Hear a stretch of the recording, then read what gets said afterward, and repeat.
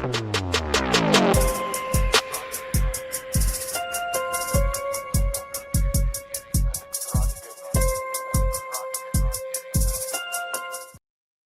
going on, good people? Grace and peace. We're back. You saw the thumbnail, you saw the title. You know what we're about to do. We're about to get into another one of Charlie Kirk's debates. And this one we're gonna stay at one particular school because most of our videos where he's kind of hopping around different schools. This one it was great for one school, and we're gonna talk about that one today. So shout out to everybody who's jumped into the best live chat on the internet. I really do appreciate you for tapping in. Thank you so much for pulling in. Go ahead, drop your like number, all that kind of good jazz in the chat. Say what's up to your people. Say what's up to your friends. Speaking of friends, I have a new friend here today. And what I've been wanting to do is I wanted to introduce you to a lot of the people I've been meeting on X. So been hanging out there on Twitter, hanging out there doing my thing, meeting people and stuff. So I want to introduce you to some of the people I've been meeting over there on X. So let's go ahead and bring Shady Kady in the building. How are you, friend? Good. How are you? Quite well. Thank you so much for popping in on today. And of course, you are primarily on X, right? You're not on YouTube I'm or other on places, are X you? and TikTok. X and TikTok. Oh, and these one day I'm gonna get better on TikTok. I'm just not just there. I just can't do it. I just can't. Really? I All feel like right. X is way more diabolical than TikTok. Really? Yes, like way more. When I first got on X, I was like, I need to get out of this place. Really? I think maybe it's the X that I've curated. Maybe I've curated my own little deception X because I don't think it's that bad. But I just don't have the time for TikTok, I guess. I don't know. What yeah, I don't know if I have time for maybe one day I will check it out. I have a TikTok. I just don't put stuff on there like I should or like I used to or want to, whatever. But all right, so Shady Kady, you're in the building. If you don't mind, tell us a little bit about your TikTok, a little bit about your X, what you got going on over there. Well, I am on TikTok and I was on there anonymously as a bot user, one would say. Just to just for stupid things. And then Charlie left us. And I kind of saw what Candace was doing immediately. And at that point, I kind of felt compelled to just speak about it. And I think at the time, not very many people were really saying anything. Okay. And then in order for me to not be a bot anymore, I had to video myself, which is something I'm not really used to. And my TikTok it's a small TikTok. I think I have 14,000 followers, but it wasn't something I really cared about. I just wanted to share that Candace was not good. And I kind of felt, and at that moment in time, I felt that it was necessary because I was we're kind of dealing with the digital age of misinformation. And I like it. Okay. People just I don't know, they were just deceived. And so I kind of felt like they need to kind of start debunking a lot of her lies. And then I got onto X, like I said earlier, and yeah, that's pretty much it. I love it. I love it. Now, were you a Charlie Kirk follower before his murder, or are you one that got on after? I didn't follow him closely. I didn't watch the Charlie Kirk show every day. I mostly watched him when he was on other people's podcasts, because I felt like it was more of an interview kind of way. And but I watched him. I didn't follow him closely. I wasn't watching him every day, but here and there, I'd kind of follow along with what he was doing or whatever. Got it. Okay. Well, today we are going to go on one of his college tours. And in the chat, thank y'all so much to everybody who's already jumped in. Looks like about 50, 60 of you all already in the chat. Thank you so much for popping in. If you don't mind, if you did attend college, put your college in the chat because I want to see how many of you all went to this school, by the way. It is the University of North Carolina. Let's bring it in. Let's see what they got going on. So what we're doing is we're just going through, listening to Charlie do his Q&As, his debates with college students, just adding some color commentary and such of that nature. So feel free to jump into the best live chat on the internet. Y'all know how we like to do it. Green hearts in the chat when you can hear. My question to you is, do you believe that there's a direct link between Christianity and conservatism? So that's a good question. So let me answer it differently first. I get the question, Charlie, can I be a conservative without being a Christian? Of course you can. Yes. You're welcome aboard as long as you believe in the natural law, liberty, and freedom. You believe in our core tenets. But I do not believe you can have a cogent conservative worldview or philosophy without at least first theism, and definitely without some sort of biblical view. You can't. Because you're always going to be deriving it back to what standard, what moral worldview, what basis. Now, said differently, you could be an atheist. You're an atheist here tonight. God bless you. Glad you're here. And no, seriously, I mean that. And you could believe everything that I believe politically. I would just probably say you derived it from a theistic Christian worldview, if that makes sense. So do I think they're linked together? So let me say this. I think if you are a Bible-believing Christian, you should be a conservative as well. Conserving the good, the true, and the beautiful, protecting the vulnerable, those that can't protect themselves, using strength to protect the weak, not the strength to crush the weak, all these things that conservatives believe. At the same time, I do believe in a movement that is not only for Christians, because we live in a pluralistic society of differences of opinions.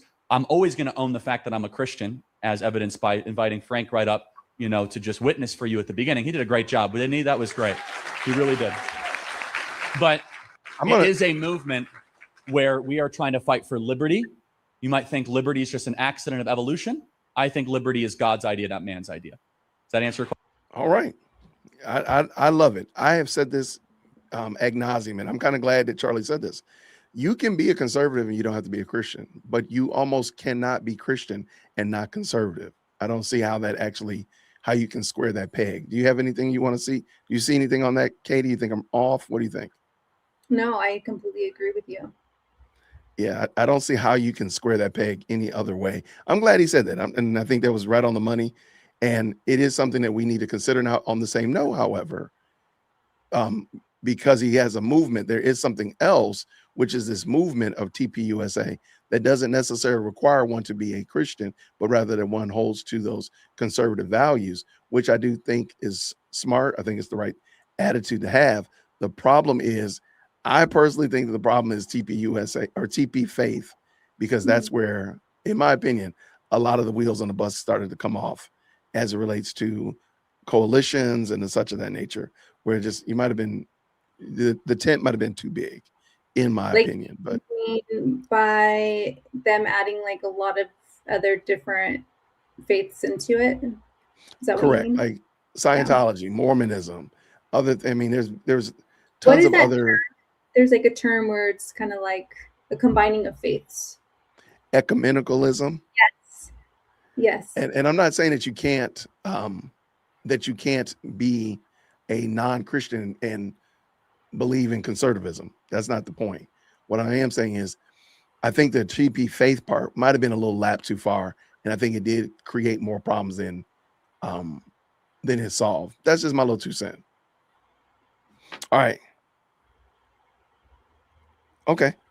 All right. Well, thank you. Somebody's told us that you cannot be a Christian and a conservative. That's a hypocrite. Okay. All right. Hey, you know what? If you don't mind staying around, I'll drop the link later on and you can come on and we can talk about it. So make sure you stay around 26 HLX, whatever your name is. Make sure you stay around. I'd love for you to come by and explain that out. Let's go. Question? Thank you. Thank you. Okay, I can dig that though. Hi. So honestly, I just wanted to ask how your wife and baby are doing. Thank you. That's very kind. Baby is 9 weeks today. Praise God.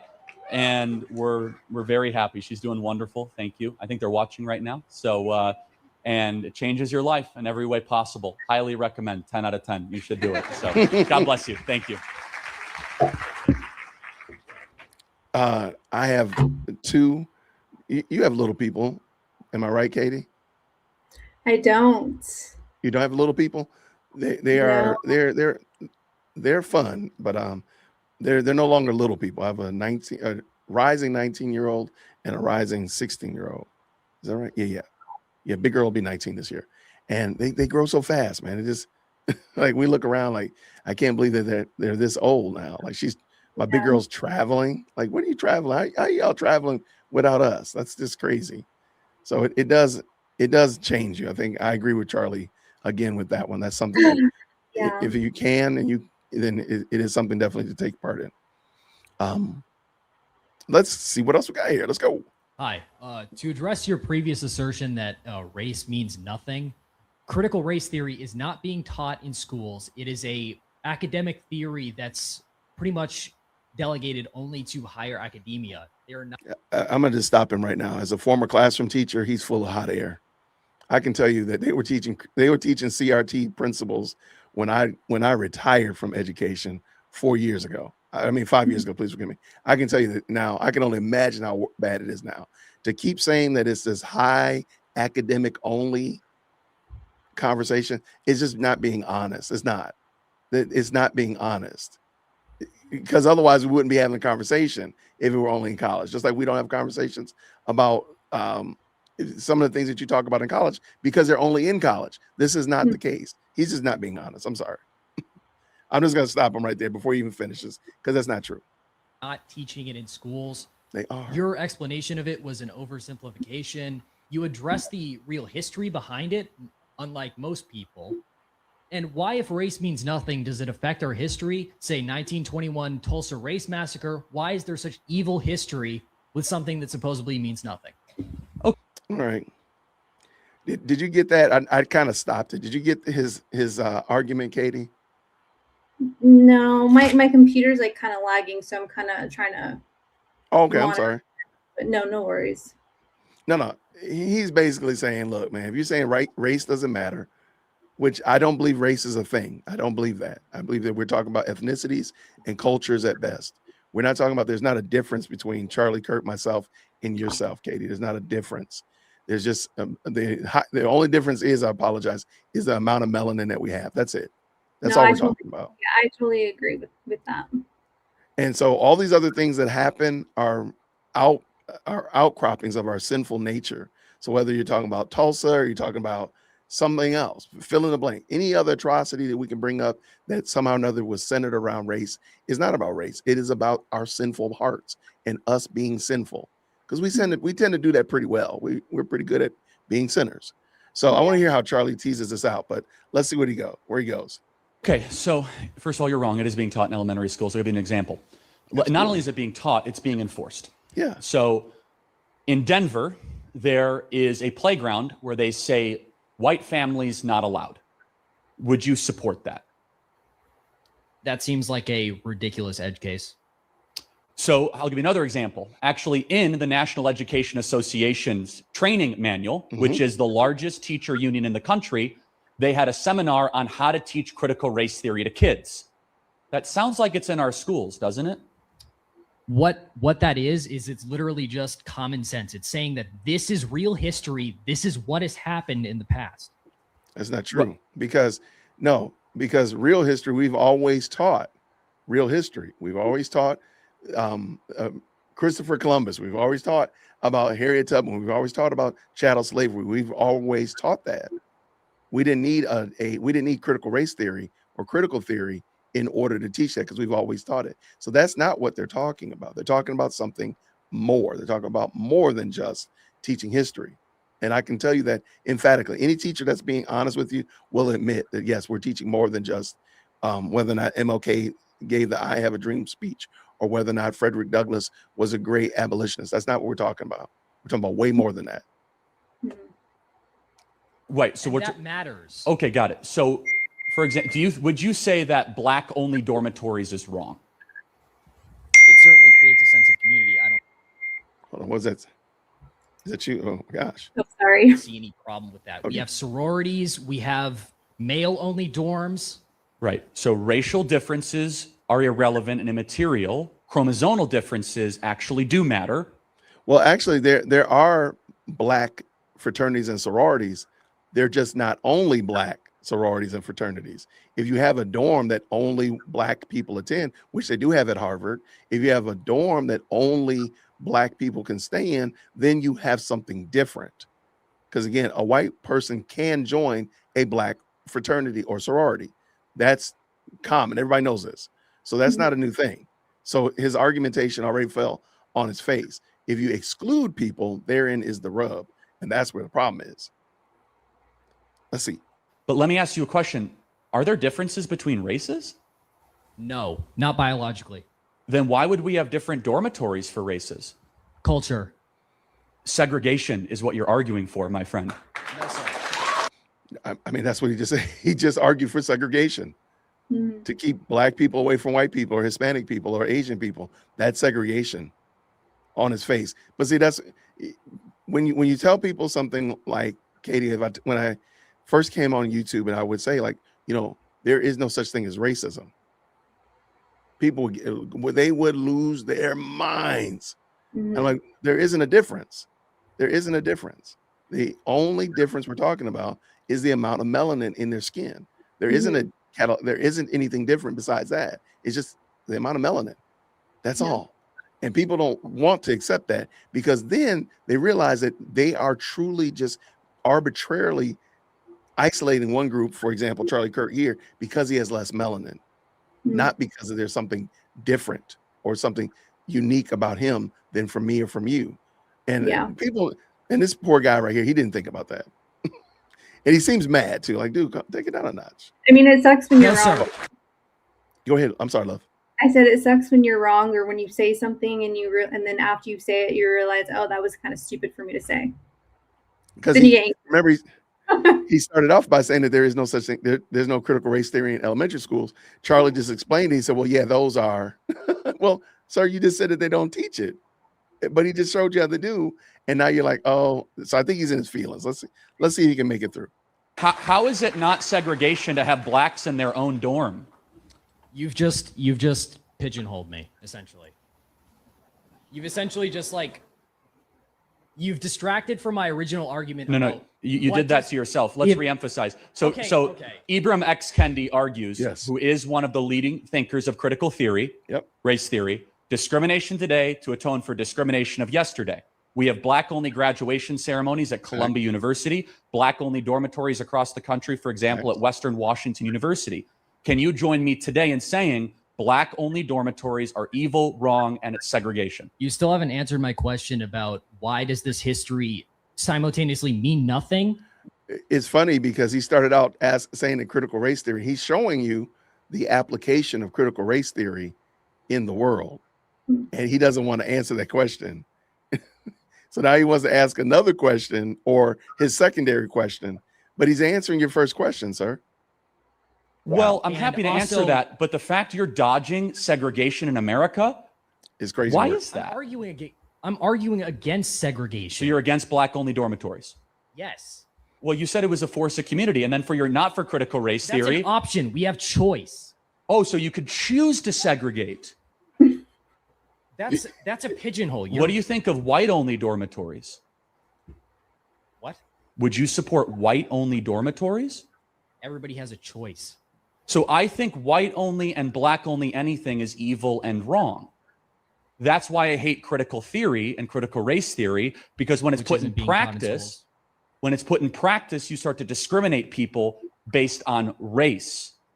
So we're now south of the Mason-Dixon line in North Carolina. In fact, we did a lot of work to get rid of segregation in this country. Why are you trying to bring it back? What work? The Civil Rights Act of 1964. In this state? Yeah, actually, in this state. Like, what Are is there he black talking? only? is it when? Yes, a when lot of you- work has been done. Yeah, but not in this state. Okay, got you. One of the things is when you're literally imprisoned by racial tension or racial ideology, you just can't let go of it. You can't. And most people, when they let go of it, they realize that life is a lot more freer. You know what? I'm enjoying life. I enjoy life because I'm not sitting there worried about whether or not I have white neighbors on my left and right. They're not worried about me, and I'm not worried about them. Yeah, I've never grown up with. I mean, I do live in the Southwest, so there's that. You know, a lot of people do look like me here, but it was never a thought to me of like feeling separate from other people. Yeah. But even in that, like most of these people have created their own fiction. I tell the joke, like Barbara and Kirsten do not wake up in the morning worried about me. They really don't. Yeah. And their husbands don't worry about me. Yeah. And you know what? I don't worry about them. I might see them when I pull out to take my daughter to school. I wave at them and keep it on moving. we're not worried about each other. And therein is the problem, because people want to feel they're actually imposing. They want you to worry about them, Kady. They want you to be concerned about them. Yeah. Because they don't want to be responsible for themselves. Because then they can say, oh, the reason I'm not successful is because Kady was hating on me. Or the reason I wasn't successful is because Kady had more, she had better grass in her yard. And that's why my grass isn't good, because Kady has really good grass and my grass is bad. Like, no, Jason, just take care of your grass, dude. Come on. Yeah. So they want to blame it on somebody else rather than take responsibility and ownership. And so it's always this nebulous boogie monster out there of racism. Yeah. Because Kady, I know what you're thinking. I know your thoughts, because I know you're thinking. Because critical race theory allows me as a Black person to be able to read your thoughts. I read your mind. I know what your mind is saying. Your mind is saying, make sure you hit the like button. Exactly. Let's go. Here we go. Any bathrooms out there I'm unaware of, or white-only bathrooms? Nah. Right. A lot of work was done in the state. Fuck you, your face is small. Okay. Well, thanks for being here. They always go to insults when they lose the argument. God bless you, my friend. Your face is All right, next. F you, your face is small. Okay. Never heard that one before. I have to put that on the list. I've never heard that either. Like, that's the comeback. Your face is small. The size of your face determines how well or poorly you argue the case. That's gonna have to go down on the list, right? I've never heard that one before. I've never heard, and I've heard some crazy things, but I've never heard your face is small. You know what? I had to back that up because I don't think he said that. Hold on. Right there. Okay, let's see. Fuck you, your face is small. Okay. Yeah, he did. Well, say thanks that. for being here. They always go to insults when they lose the argument. God bless you, my friend. All right, next one. I don't have an edgy race question. Oh, okay. But my question is, when 63% of Americans are living paycheck to paycheck, not even able to afford a home, car, or even basic necessities, when wages have only increased 15% since 1965, while the cost of a home has increased 118%, how does free market neoliberal capitalism address these issues when free market capitalism breeds these very issues? So I probably agree with part of that. I would reject the Okay. That was an interesting. I'm glad he wrote that question down, because I think this is one I don't think Charlie gets enough, or got enough rather, is about the economy and addressing the idea of capitalism. He gets tons of things about race, tons of things about gender and equality, but I don't think he gets a lot of this. So I'm glad that he got this one. So I want to hear how he teases it out. So let's see how he goes. Here we go. neoliberal, because I'm not a neoliberal. I believe The economy is neoliberal. You're not neoliberal. Well, no, actually, the economy is partially neoliberal. So you How agree? is it not neoliberal? Part of our trade, Fully. part of our trade policies have recently Yes, not we're been globalist. neoliberal? We are globalized. We embrace globalization. That is neoliberal. You're getting way ahead of yourself, dude. Like, you're at like a 10. You got to slow down to like a 6. Okay, I'm all here. right? I talk. I'm listening. Okay, good. All right. So how would free market capitalism fix part of this? Well, the answer is that there are externalities of free market capitalism. Markets should serve people. People should not serve markets. I would say generally some of the facts that you cited are totally correct. I talked about the destruction of the American middle class. Some of that can be attributed to bad government policy. Hopefully you and I can agree that the government being able to create money out of thin air crushes the American middle class and creates a tax called inflation, where every single working person in this room is 1 month poor despite working harder this year. That is because of government, not because of free market capitalism, that inflation is running out of control. We spent $5 trillion we don't have on pet projects that were silly and awful and terrible. To your point, though, and I actually can agree, and I am not a neoliberal, is I actually think that our economic policy needs to be done prudently, not ideologically, in the sense of we should make more stuff here. We should protect the muscular class. We need to have our own industrial base. Immigration should serve the American citizen, both legal, and we should have no illegal immigration. We should have a moratorium on legal immigration until wages go up and American workers and students are put first and given a preference. But I would say this, though. There are some I don't see. I can see why people didn't like Charlie, but I love that. Like, what are you talking about? What is I don't. what does he mean by neoliberalism? I'm not 100% certain on that term either. Yeah. Charlie, so he's saying new liberalism, and Charlie's saying that that's not what he subscribes to. I don't know exactly what that term meant, and I do apologize. I didn't look that one up. I'll try to see if maybe we'll have time to pull it up. I've never heard that term. Yeah, it's certainly something that Charlie doesn't want to be a part of at all, because he said it now twice that he's not a neoliberal. So something he's trying to separate himself from.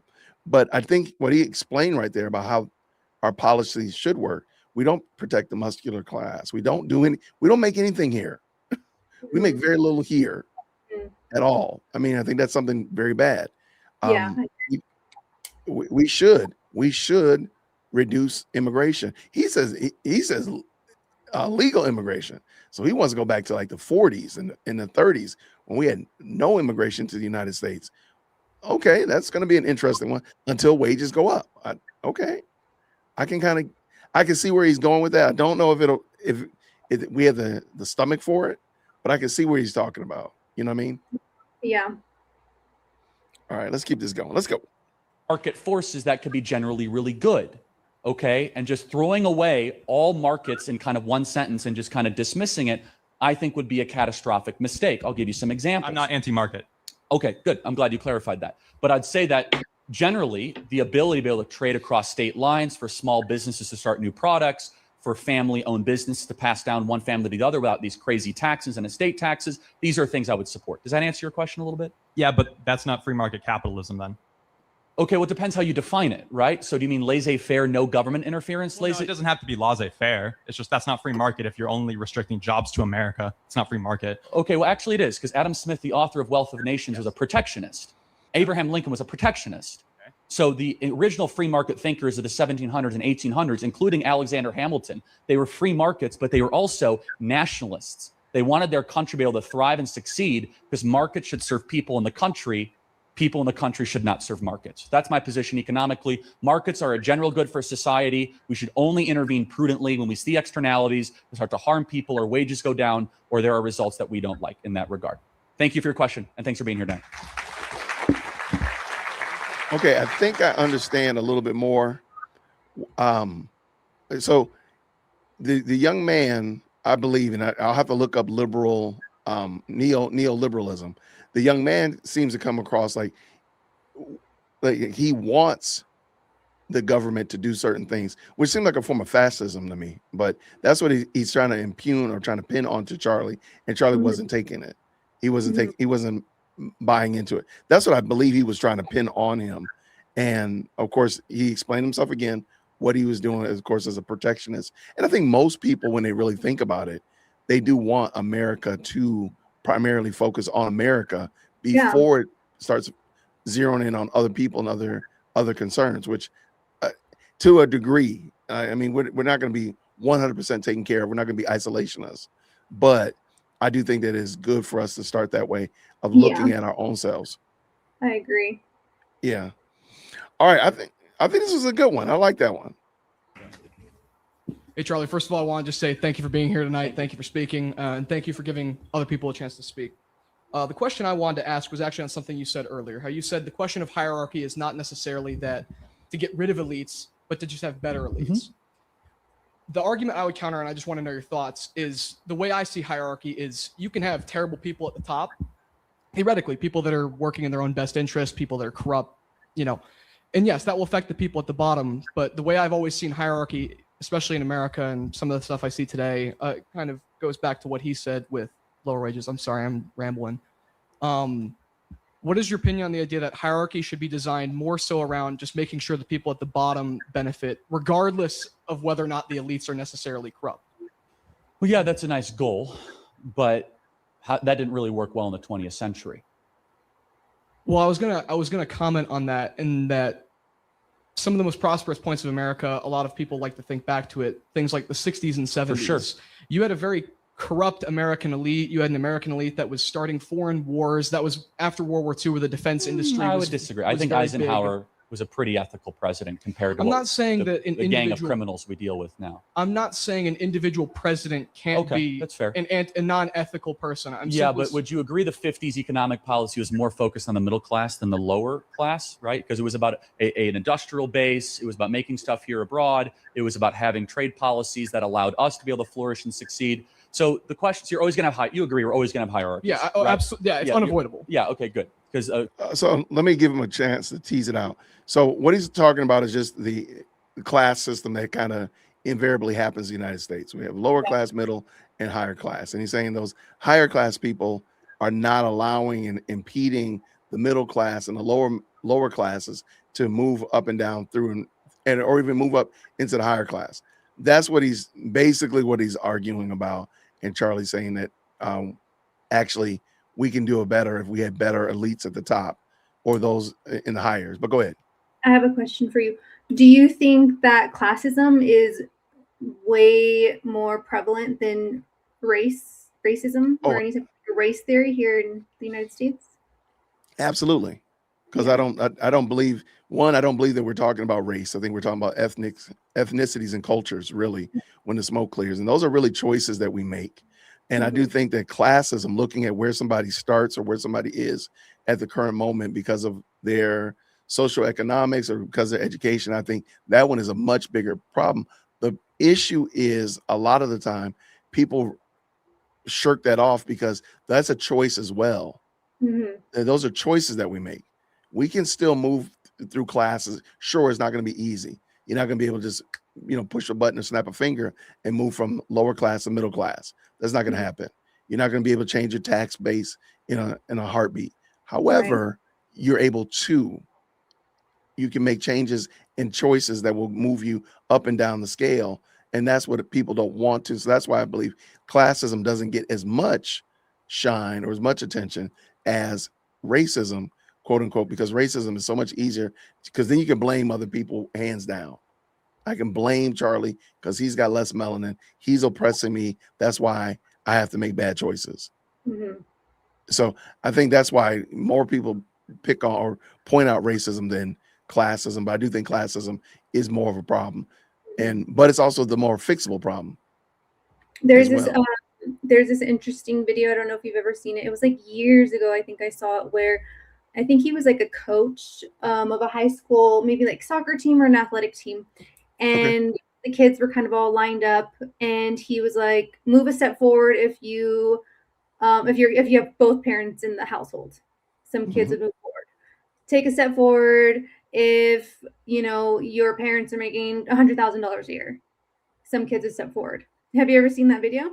I've not, but I'm listening to it. I can understand. I can get in the visual in my mind. Yeah, I'll send it to you. It's a really interesting video to watch. And where was his end goal? Where was he trying to get to? Do you know?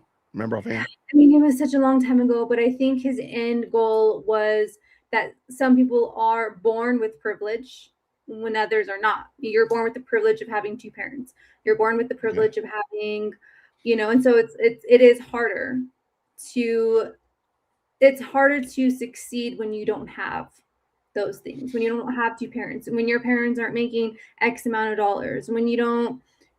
And I don't even think race was like a thing. I think the whole point was, I don't really know. It's been like, I want to say it was a long time ago, like more than 5 years ago that I saw the video. No problem. And I agree with you. However, for example, my mom and dad were together all the way until I was like 17 years old and they divorced. So truly that played a role. But I've been married for 24 years this past February. We make the choice on a regular basis. I mean, my dad made the choice to divorce my mom.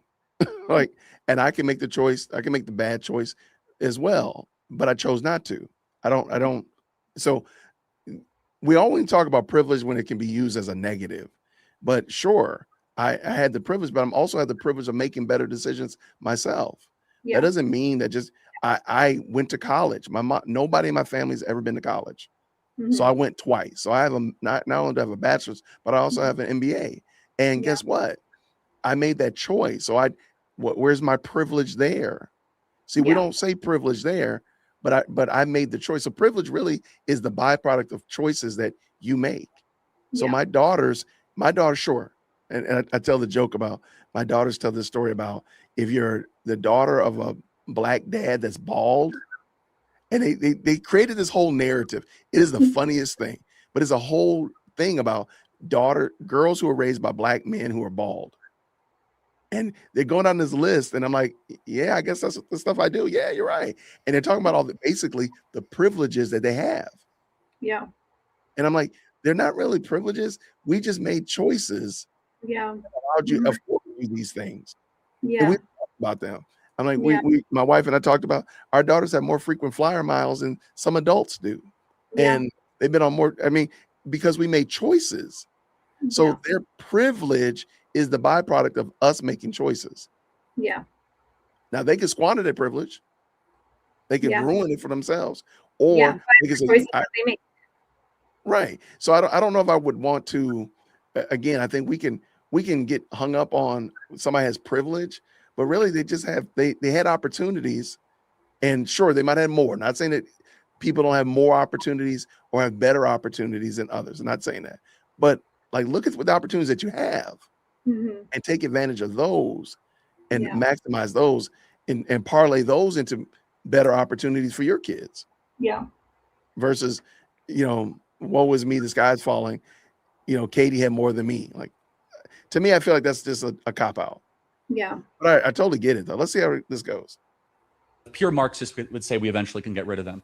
I think that's woefully utopian. Yeah. But the question is then, when you design a system, who should it serve? Aristotle would argue the middle class is everything. I totally agree, right? It's the people that don't commit crimes, they pay their taxes, right? They're not going to get fabulously wealthy in their lifetime, but they should be able to have a commitment to retirement, see their life improve. Their kids should be able to get well educated and live a nice and normal life. And the society should be stabilized around that, right? When that middle class disappears and you get a permanent government addicted class, too much on the bottom, or you get too much of an oligarchy on top, then I think the entire system starts to shatter. So I think we're saying the same things in some ways, but my argument is that you're always going to have hierarchies. And I would love to be able to see leaders in the top of the hierarchy, the billionaire class, if you will, pander less to the needs, wants, and interests of some esoteric climate change propaganda from the World Economic Forum, and instead say, hey, I have a lot of money. How am I going to use that money to benefit people's freedom and liberty and middle class potential, not trying to turn off our energy supremacy or superiority, which is the dumbest thing and actually hurts middle income Americans and make your energy bills even more expensive, if that makes sense. So I guess you would probably agree then that kind of the difference between the 50s and now is that the middle class has kind of been ground down on the totem pole, intentionally, I think. Okay. Yeah. So then, And I think it's a variety of things. I think public policy, I think Wall Street's taken over our government, but also I will say this, I don't agree with libertarians on a lot of stuff, but they are totally right on monetary policy. Our monetary policy has been a robbery campaign of the American middle class, of destroying the American dollar, of depleting our purchasing power since the 1950s. So, for example, in the 1950s, your dollar just went further than it does now. It did. And that destroys middle income earners and is a rigged game against working people. Got to get to the next question. Thank you. Appreciate it. Thank you. Okay. And again, I agree then. I agree. We're not focusing on the middle class. We are focusing on the government focus class, the class that's tied to the government, the lower class. And yeah, I can kind of see what he's saying. And I think he was right on the button. Shout out to Charlie. What do we have here? He was one of a kind. I agree. I agree 100%. Kathleen, I agree 100%. Let's keep this going. I love this. What's up? So my question is, given that 97% of scientists agree that man-made climate change exists and that it will cause negative impacts in our lifetime, from more severe storms to droughts, how do you as a conservative deal with that fact, and what do you want to do to address it? Sure. All right. Do you believe in man-made climate change, Kady?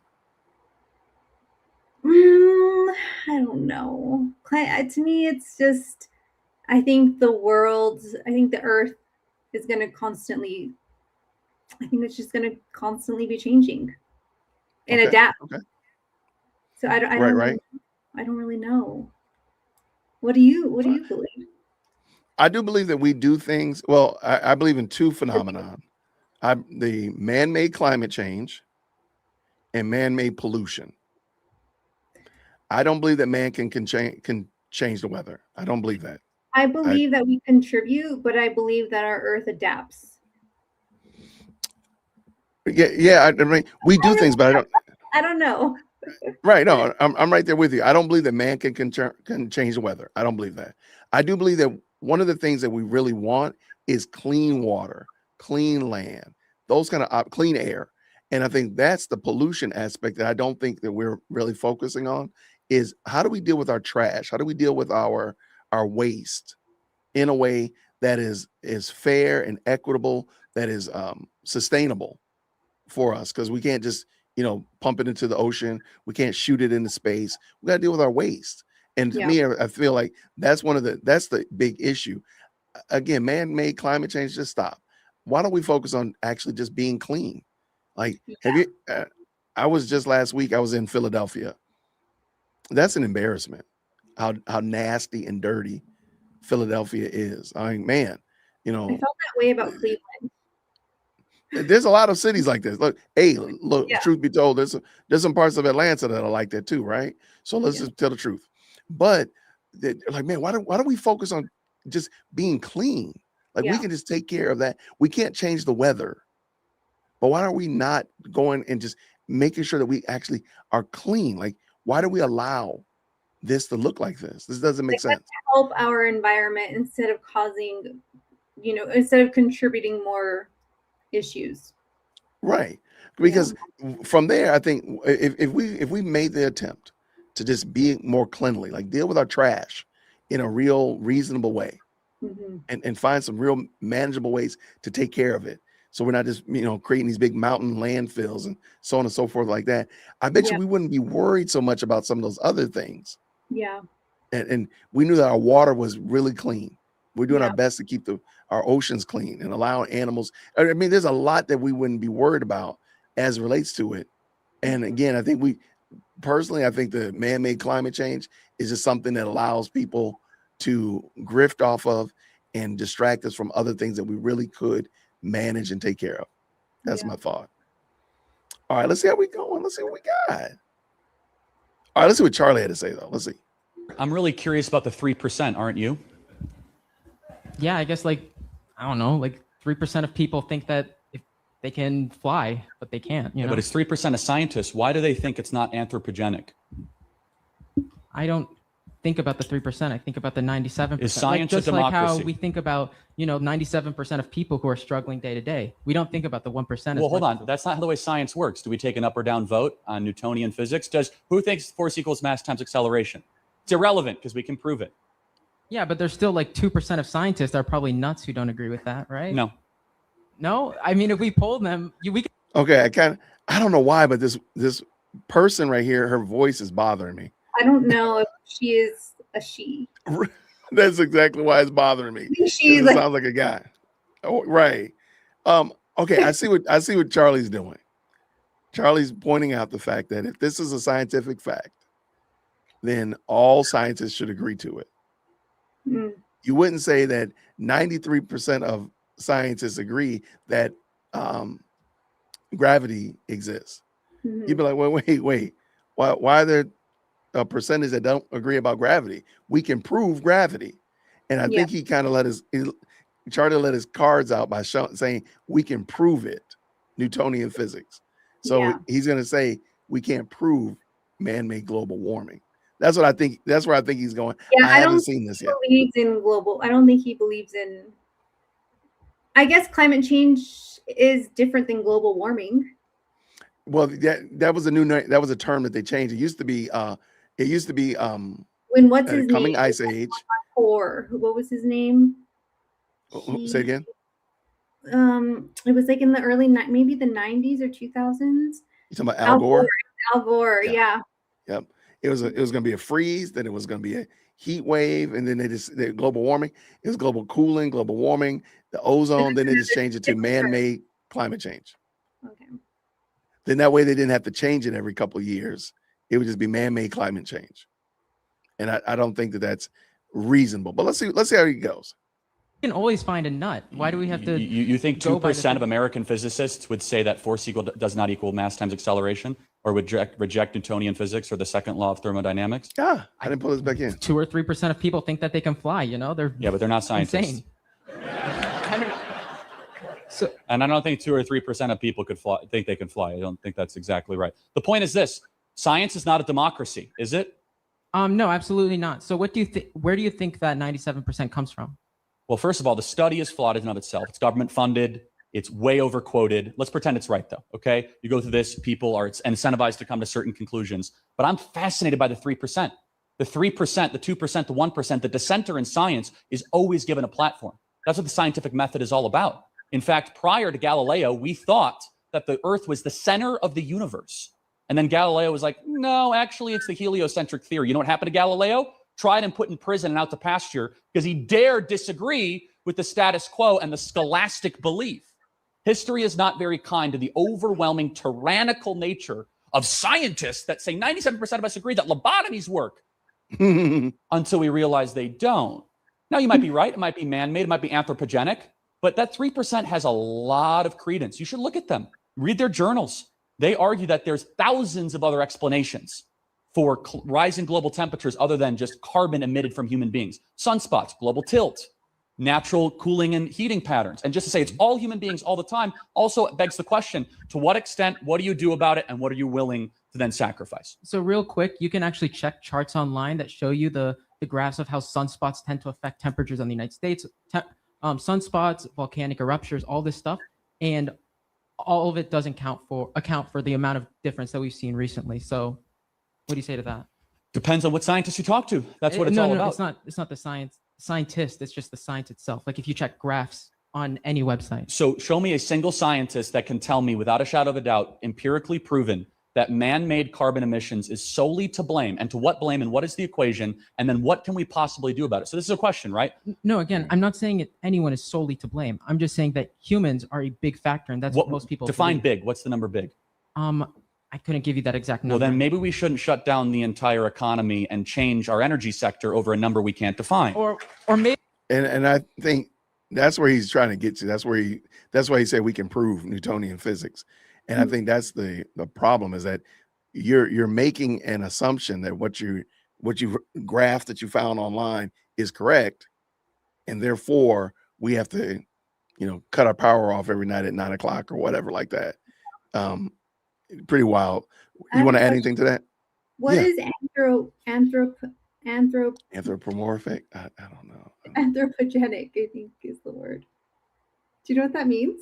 I'm about to look it up right now. I know, it's good. It's good for me to there's so many things too, man, it just takes me back. So I'm trying to write things down that I'm like, wow, I haven't heard that in 20 years. So dictionary.com real quick. Dictionary.com, anthropogenic. Yeah. Okay. Chiefly of pollution or environmental change originating in human activity. Anthropogenic emissions of sulfur dioxide. So is it just something that happens naturally is what I'm understanding, or something that happens in the environment apart from humans? Okay. That's what I'm understanding. That's what I'm understanding, but I could be wrong. Okay. But no, good question. And next time I have you on, I'll make sure I watch the videos beforehand so I can make sure I answer your questions, because you got great questions. I love it. All right, let's go. And I don't know, somebody asked, is this the gender of this person? I have no idea. Maybe I'm just a college.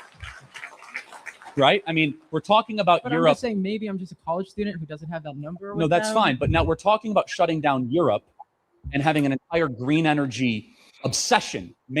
I'm not saying that. No. But you are saying is when you start engaging in green energy fantasy or climate change fanaticism, let me call it that, you're going to have serious ramifications. The United Kingdom could be a net energy exporter. Instead, this winter, they're going to have rolling blackouts. They're going to have people potentially dying from blizzards and from incredible cold. Why? Because they've had this entire green energy propaganda campaign that is making themselves intentionally poor because of a community of scientists that are saying we must shut ourselves down because of anthropogenic, human-made, man-made caused climate change. Wait a second. What if the premise itself is faulty? And by the way, 97% of scientists were also saying, yeah, the COVID vaccine is the best thing ever. ivermectin is awful and terrible. So excuse me while I'm just the dissenting contrarian voice, which says the scientific community, whether it be in climate alarmism or in COVID vaccines or in epidemiology, I won't trust Anthony Fauci in epidemiology, nor will I trust his equivalent in climate change alarmism. In fact, I've grown accustomed to believe there's probably an agenda behind a lot of this stuff. Yeah, for sure. You should never trust. For sure, you should never trust just one scientist, and that's why I'm saying we should probably trust the 97% who say that. I'm really glad science is not a democracy. Otherwise, we would be in a very dark place. Always listen to the dissenting voice. That 3% is well researched. It's in the minority. It's been suppressed. And that 97% figure has been used now to really restrict Western energy dominance. It's making us poor and making the elite stronger because of it. Thank you for being here tonight. Appreciate it. Thanks. Okay. What'd you think, Kady? I mean, I feel like there's a lot for me to look up. I love it. I love it. Now I need a little bit of spiciness though. I need him to give me I need a little bit of back and forth. Because otherwise I have another one. Something's coming up. But I don't know. Oh, I don't really know. Okay. No. I'm with you. Let's see. Let's skim through it a little bit. Okay. No, I love it. Let's see it. Okay. I just wanted to real quick ask you, can you clarify your definition of critical race theory? Yeah, Derek Bell's. So what he wrote in 1991, Intro to Critical Race Theory. What's in that book? The whole book is your definition. How about this? The one I used. Call everything racist till you control it. Oh, so wait, but then that literally means that critical race theory can mean basically anything you want it to, right? Right. Like only if you're calling it racist till you control it. I mean, I'm defining critical race theory in the modern American context as that. We can go back to Herbert Marcuse, One-Dimensional Man, or Jacques Derrida, or Michel Foucault, but the most agreed upon academic theory is Intro to Critical Race Theory, 1991 by Derek Bell. Yeah. Wait, but are you familiar with that literature? Well, yeah, I've read the book, but I don't remember anything about it. It was for like a college class. Like, let's be honest, nobody remembers the books they read in college. Sounds like a great value proposition to go to college. No, it is. Trust me. And I think this is a cop-out. And he could just ask, like, okay, well, can you give me the actual definition? I'll write it down. Or give me, like, he doesn't seem like he actually wants to learn this new topic or learn this topic that he has. I think that's part of the problem. Now, could Charlie been a little bit more gracious? Sure, he probably could have, but yeah, it is what it is. Expected this kid to know who this Derek Bell guy is. Mm-hmm. You know? Derek Bell, I don't have Derek Bell's book. Derek Bell is probably his definition is probably the most commonly used definition of critical race theory. Yeah, I think I've been in college in like literally forever. I understand. Look, nor I. And I didn't read it when I was there. So there we go. I didn't have that one either. Yeah, and all right, let's see. Theory wasn't like, part of my thing. Right. All right, let's see how he goes.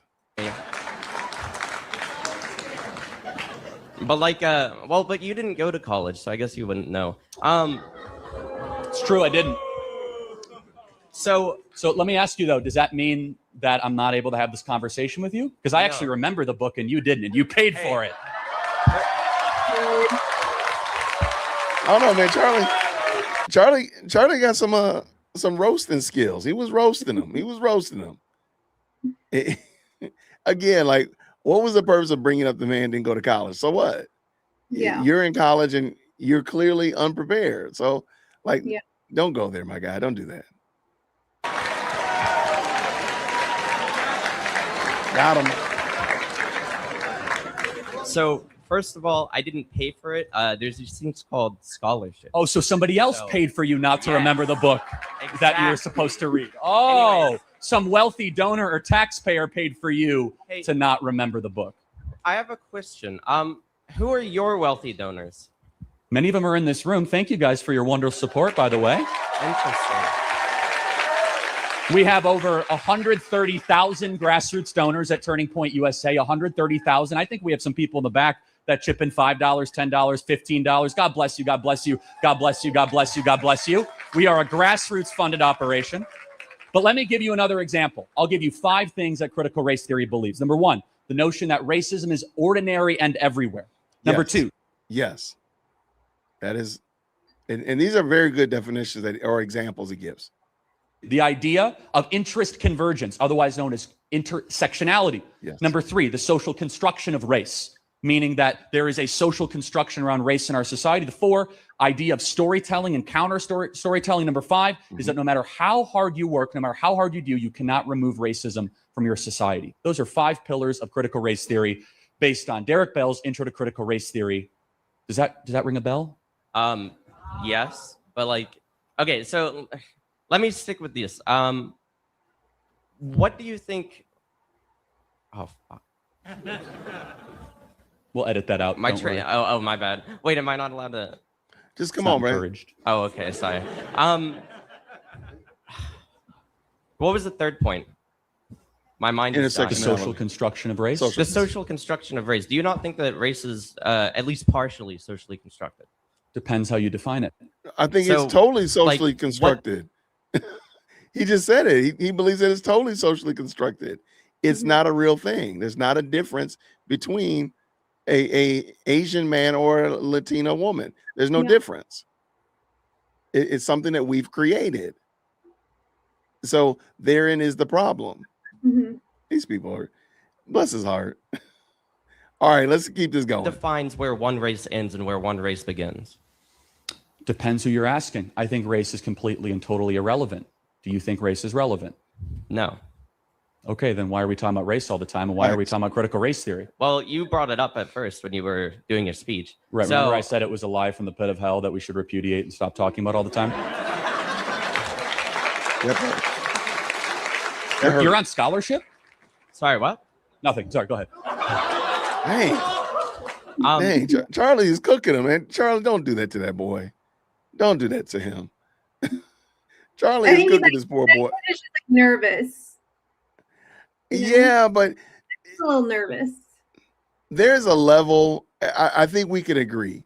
They're not coming in here like, "Hey, Kady, I really want to learn this. I'm a little bit nervous to ask you this, but I really want to learn this from you." It is a more of a snarky. Again, they're coming with an attitude, and I'm sorry, Charlie's meeting them with that same. I hate to use the word energy, but with the same energy that they're bringing. Yeah, again, I have seen and heard Charlie address people who are very humble about the situation versus people coming here. You know, you didn't go to college, that's why you don't know about this book, stuff like that. He's gonna roast you, and that's what they get. Valid. Yeah, here we go. Bless his heart. So to answer your question, I don't think that race means anything, and I guess you don't either, right? Yeah. Right. So then why do you keep bringing up race whenever you're on or speaking on a stage? I am not speaking on a stage bringing up critical race theory. You are. No. So. I'm bringing up how critical race theory destroys society and how we shouldn't talk about race all the time. Okay. But you're bringing up race. You know, critical race theory, not race. Okay, so what's the second word in that? Yeah, it's race, but it's a theory of how to view race, of which is a mind virus pathogen destroying America, of which I said again, just to reemphasize for those in the back, we could replay the tape, we'd throw the red flag we'll watch it over again. I said that what? Race means nothing. I care about your actions, your character, and most importantly, your soul. Thank you for being here tonight. Thank you. I don't know what he was trying to argue. I I don't know what either. he was trying to. think I he don't was know just why. That like, why are you racist? I think that's where he wanted to go, but he couldn't get it because couldn't Charlie get had already that. said that he couldn't get that. I agree with you. I think that's where he was trying to get to. He was trying to find a way around it, and he just couldn't because he's on scholarship or something. I don't know. That was interesting. Let's see.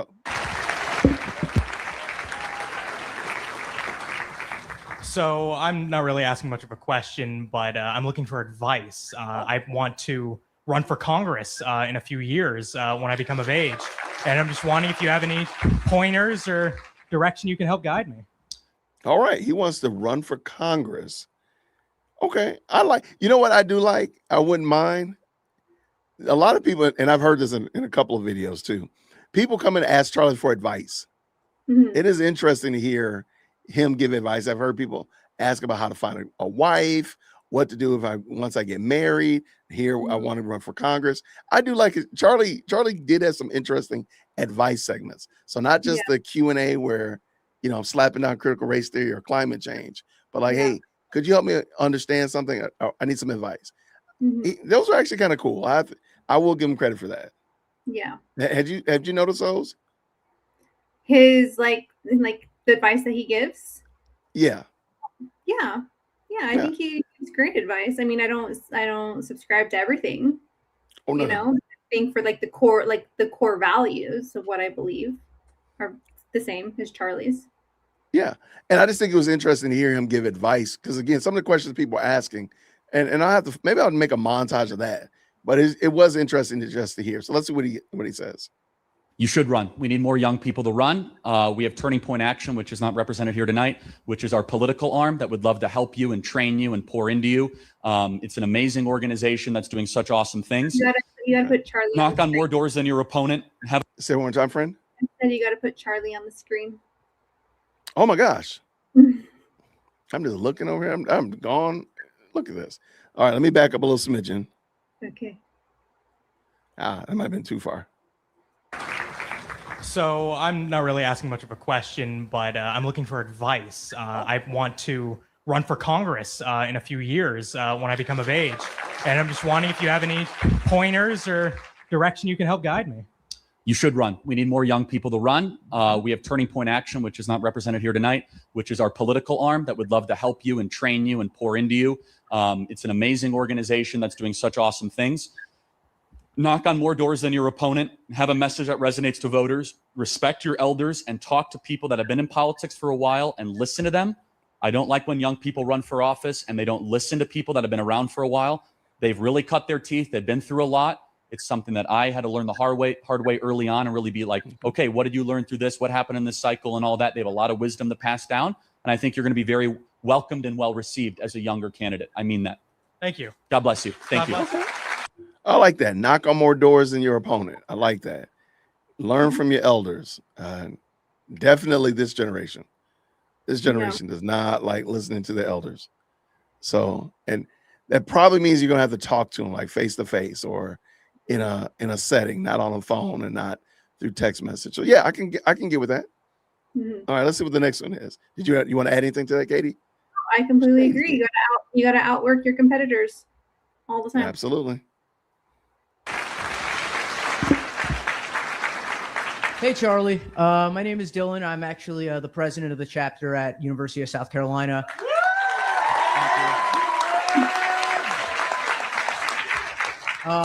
So I was actually at CLS this summer, where you said chapters change the world, and I wholeheartedly agree with that.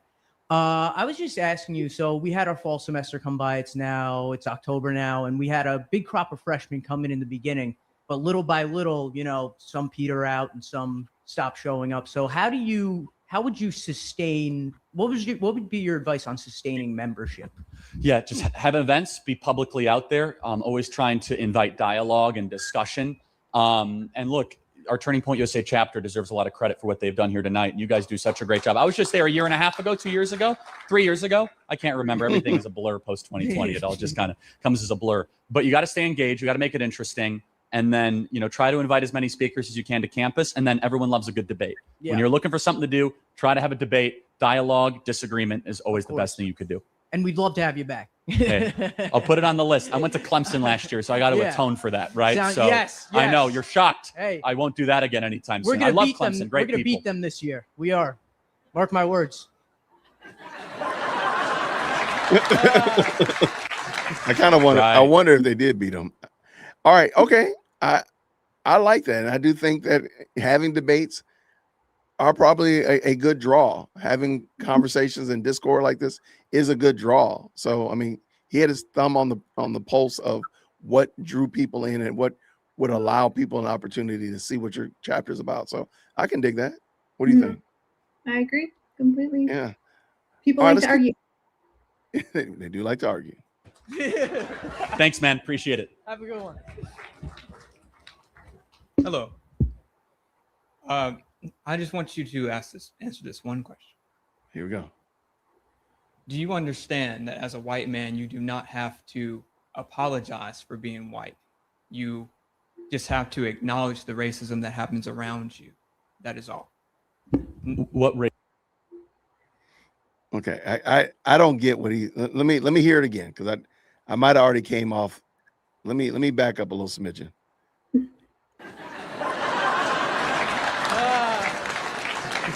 Right. Thanks, man. Appreciate it. Have a good one. You say they're gonna beat him. Hello. All right. I just want you to answer this one question. Do you understand that as a white man, you do not have to apologize for being white? You just have to acknowledge the racism that happens around you. That is all. What racism? There's a presupposition there Mm-hmm. that there is racism. Mm-hmm. And I tell people all the time, like, it's not racism, it's partiality. And the reason why people don't like to call it partiality is, do you know why they might not like calling it partiality? Shady, No, Kady? no, I have no idea. Because in the scriptures, James talks about the sin of partiality. So we actually have a real sin and a real remedy for that sin. When he says, don't show partiality to the rich or to the wealthy and so on and so forth, or against the poor, or against those who don't have as much. And he says it he calls it that. It's called partiality. So when I'm measuring somebody because of their external qualities and giving them preference, giving them privilege, giving them benefits because of the externals, that's showing partiality. Therein is the sin. Mm-hmm.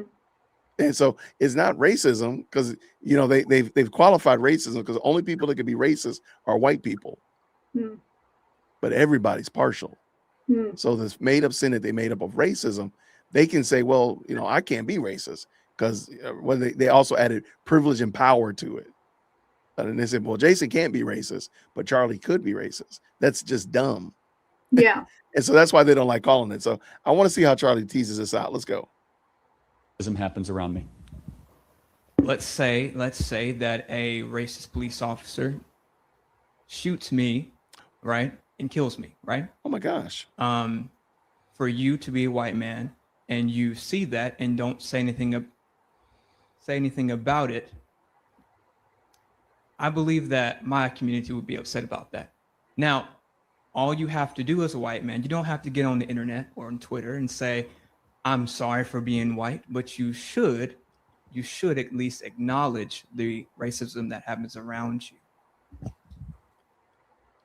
That's still, how do you know that the person, how do you know, you just said a racist cop shot him. How do you know the cop was racist? I think people would assume, based on the circumstances and what occurred in that situation, one could assume that the cop is racist, depending on the situation. I don't know if that makes sense. Okay. So let's just say, for laughs and giggles, okay, yeah, this young man, I don't believe he would do this, but let's just say this young man pulled out a gun and shot the police officer, and the police officer returned fire and put him and killed him. Mm-hmm. Is he racist now? No. Okay, let's just say that the young man pulled out a gun and pointed it at the police officer, did not disarm the weapon, discharged the weapon, and the police officer again did the same thing, but he killed him. Does that make him racist? No. See, that's what I'm saying. Like, and most people considered racist is, what if the young man got pulled over, hands on the wheel, listened to the officer's commands, did what needed to be done, and maybe he made like a gesture. Officer shoots him. Could that be considered that the officer was racist? Why? So the gesture. So we're saying that the only reason he deleted him is because of his ethnicity? Yeah. Like, do you believe, even though you don't believe in racism, that doesn't mean that other people can't be racist. Or they could be partial. Did he show partiality to him? Because, or are we saying that just because of the gesture, the only reason the police officer had animus in his heart toward this young man, and because he used the man made a gesture, the officer discharged his weapon and deleted him. I don't know if we know that. We don't know that he had animus in his heart toward him. Yeah. I guess we don't really know in general, right? Would we? We don't. That's why I'm saying I don't know if we can make everything racist. Yeah, That's what I'm saying, or racial. No. We don't know what's in a man's heart. We don't. That's why I don't think hate crimes should be what they are, because we don't know that. We could say, well, because we see it all the time. Hate crimes are applied only in one direction, from a person who's white to a black person. There's no black hate crimes. They don't do that immediately. And we're going to be talking about the Carmelo Anthony case down in Texas later on this summer. They don't say that that's a hate crime. But if what's his name, Austin Metcalf, if he had killed Carmelo Anthony, that would have been a hate crime. But Carmelo Anthony killing, it would have be considered a hate crime for sure. So why is it not the other way around? Yeah. Wow. Yeah. Good point. Yeah. And so that's what I'm saying. And another perfect example, the Don Lemon at the church up in Minnesota, because Don Lemon is black and the church was predominantly white, and he had the right letters, political ideology after his name, they won't use it as a hate crime. They won't even bring it up under the FACE Act or the KKK Act. But let it have been the other way around. If it had been a white man in a predominantly black church, they'd be having it for field day. So that's what I'm saying. Like these points, these again, we have to have equal weights and measures. Actually, scripture teaches that if you use unequal weights and measures, it's an abomination. And we see this in 4K, because now we're arguing and say, well, if a police officer kills a black man, then that makes him racist. But what if the police officer is black? Yeah. But what if the police officer is a female? Yeah. See, there's a whole bunch, they add more complexity to it in the attempt to try to be, I guess, fair, in the attempt to try to be whatever. They're actually creating more problems. Yeah. So, okay. Valid points. You got some valid points. All right, let's see how we go. Let's see how this goes. Okay, well, yeah, if an individual act of racism happens, that is just taking accountability for what happens around. Hold on a second. First of all, I don't have to be accountability for a whole race, do I? Why do I have to be accountable for the white race? For yourself. Right. So if I'm racist, I'll take responsibility for that. You probably are not racist, but well, thank you. So then why do I have to comment on somebody else's racism? But what you should do is take accountability for the racism around you. Not pretend. No, that's that victim mentality. Yeah. That's like saying that's why do I have to take accountability for anybody's actions but my own? There you go. There you go. And that's exactly where I was going. Like, but see, this we've allowed them to get so far downfield with this that's why they can blame you for something that your great-great-grandparents may have done. May have done, Kady. We don't even know it, but I'm pretty sure, because based upon this, that, and the other factors, your great-grandparents probably did this. Therefore, you're as guilty as they are. Yeah. What are you talking about? But we've been doing this, and we've gotten it. And again, this needed to have been swatted down a long time ago. But we've allowed it to get so crazy that now this guy's arguing this. And not pretend that it doesn't happen around you. Like, again, the example that I gave you, that if I was shot by a police officer and you found out that person was racist, right? Now, but why would you say take responsibility? How can I take responsibility for somebody else's actions? What you should do is just take accountability and say, hey, yes, that was racist, instead of saying, no, that officer wasn't racist. Well, hold on. Okay, I don't know if Charlie's going to do it, but he wants Charlie Kirk to take responsibility for a person that looks like Charlie Kirk, so we'll say a white man that does something. If Charlie Kirk, I think this is what he's probably going to say. I don't know this yet. If he flips the table and say, well, will you hold responsible for anything that black men do? I guarantee he won't do it. Like, if a black man did something, do you hold responsibility for that? No. That'd be a good question to ask him. I bet you. I got a feeling that's what he's going to say. Let's see if I'm right. You got to show me an instance and an example, but we're Okay. talking about such a micro problem that doesn't exist. Do you know that a black person is 18 and a half times more likely to shoot and kill a police officer than a police officer is to go and shoot an unarmed black man? But is that the question that I asked you? No, you asked a hypothetical about if I'm going to take accountability for a racist police officer. So again, But I mean, you understand, if I inverted it on you, would you take accountability for all the blacks killing police in America? that was funny. No, would you? No. That Why was- don't you take listen, accountability for all the listen, blacks killing police in New I York? wouldn't- I knew it. I knew it. I'm starting to get the mind of Charlie Kirk. I knew it. I knew that's what he was gonna do. And okay, so let me back up and see how this guy tries to wiggle his way out of this a little bit. Let's see, get a little bit back. Okay, let's see.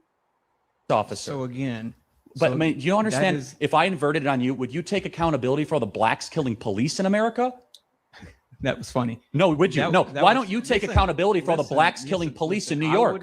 I wouldn't take accountability for it, but what I would say is yes, there are a lot of black people in my community who do dumb things to other black people and to other white people. What I would not do is just pretend that it doesn't happen, so that, like I said, you as a white man has to do the same thing. You I should. acknowledge it happens. I also acknowledge That's it's it. rarer That's than it. That's lightning it. striking That is- you that is all. when you're That's- outside. That's it. But let me ask you, Acknowledging who is Tony Timpa? That's all I wanted you to. That's all I wanted you to do. Thank you. I acknowledge it's rare, and I'm not going to have to take responsibility for an entire race at all. It's wrong and it's terrible. I wish we could have continued the What is conversation. dumb Hello, argument? Howard. Yeah, I don't get it, but I'm gonna say this one thing again. I have to push back on Charlie every now and then just to add a little balance, a little bit of flair, a little bit of flavor here. I think Charlie Kirk should stop using the word race as if it's a real thing. Hmm. He shouldn't say I'm not responsible for the whole white race or the black race. No, What just term black. would you suggest that he would have? Other people that look like me. Hmm. Because again, I don't think we should play into the game that there's a difference between yourself and myself. Hmm. I don't think we should do that. There's again, it's just the amount of melanin. Really, when the smoke really clears, it's the amount of melanin. Sure, we can talk about hair texture. Sure, we can talk about those, but those are external little qualifications that are not that they don't make us different people. They don't make us different. Do you folk. think that? Do you like subscribe to the idea that every race has their own, like, what's the word? Has their own word escapes me. Like not taboos, but Traditions and their own like stigmas. cultures. Oh, yeah, absolutely. Yeah. Yes, but those are I'm not going to assume that I know your ethnicity or the group of that you subscribe to. So what is your ethnicity, Kady? So I'm Native American and Hispanic. So Perfect. for sure, Native Americans have some stigmas. Okay. No, and what I mean? that's fine. No, and that's perfect. Thank you. Yeah. So there's things that the Native American people Mhm. have as a quality that I, as a Black American, don't have. Yeah. And I think that's fair. Yeah. But that doesn't mean that I don't want to be crass about it, but because we can still procreate with one another, that's how you know that we're all just the same type of people. Yeah. Like we're just again, I just have more melanin than other. Yeah. Again, I mean, that's what we're talking about. So sure, there are qualities though. Like again, somebody from Asia, they do have phenotypes that are different, Mhm. right? Somebody from India, they have a phenotype that's different. We Yeah. understand that. Mhm. Okay. Anybody from the continent of Africa, they have a phenotype that's different.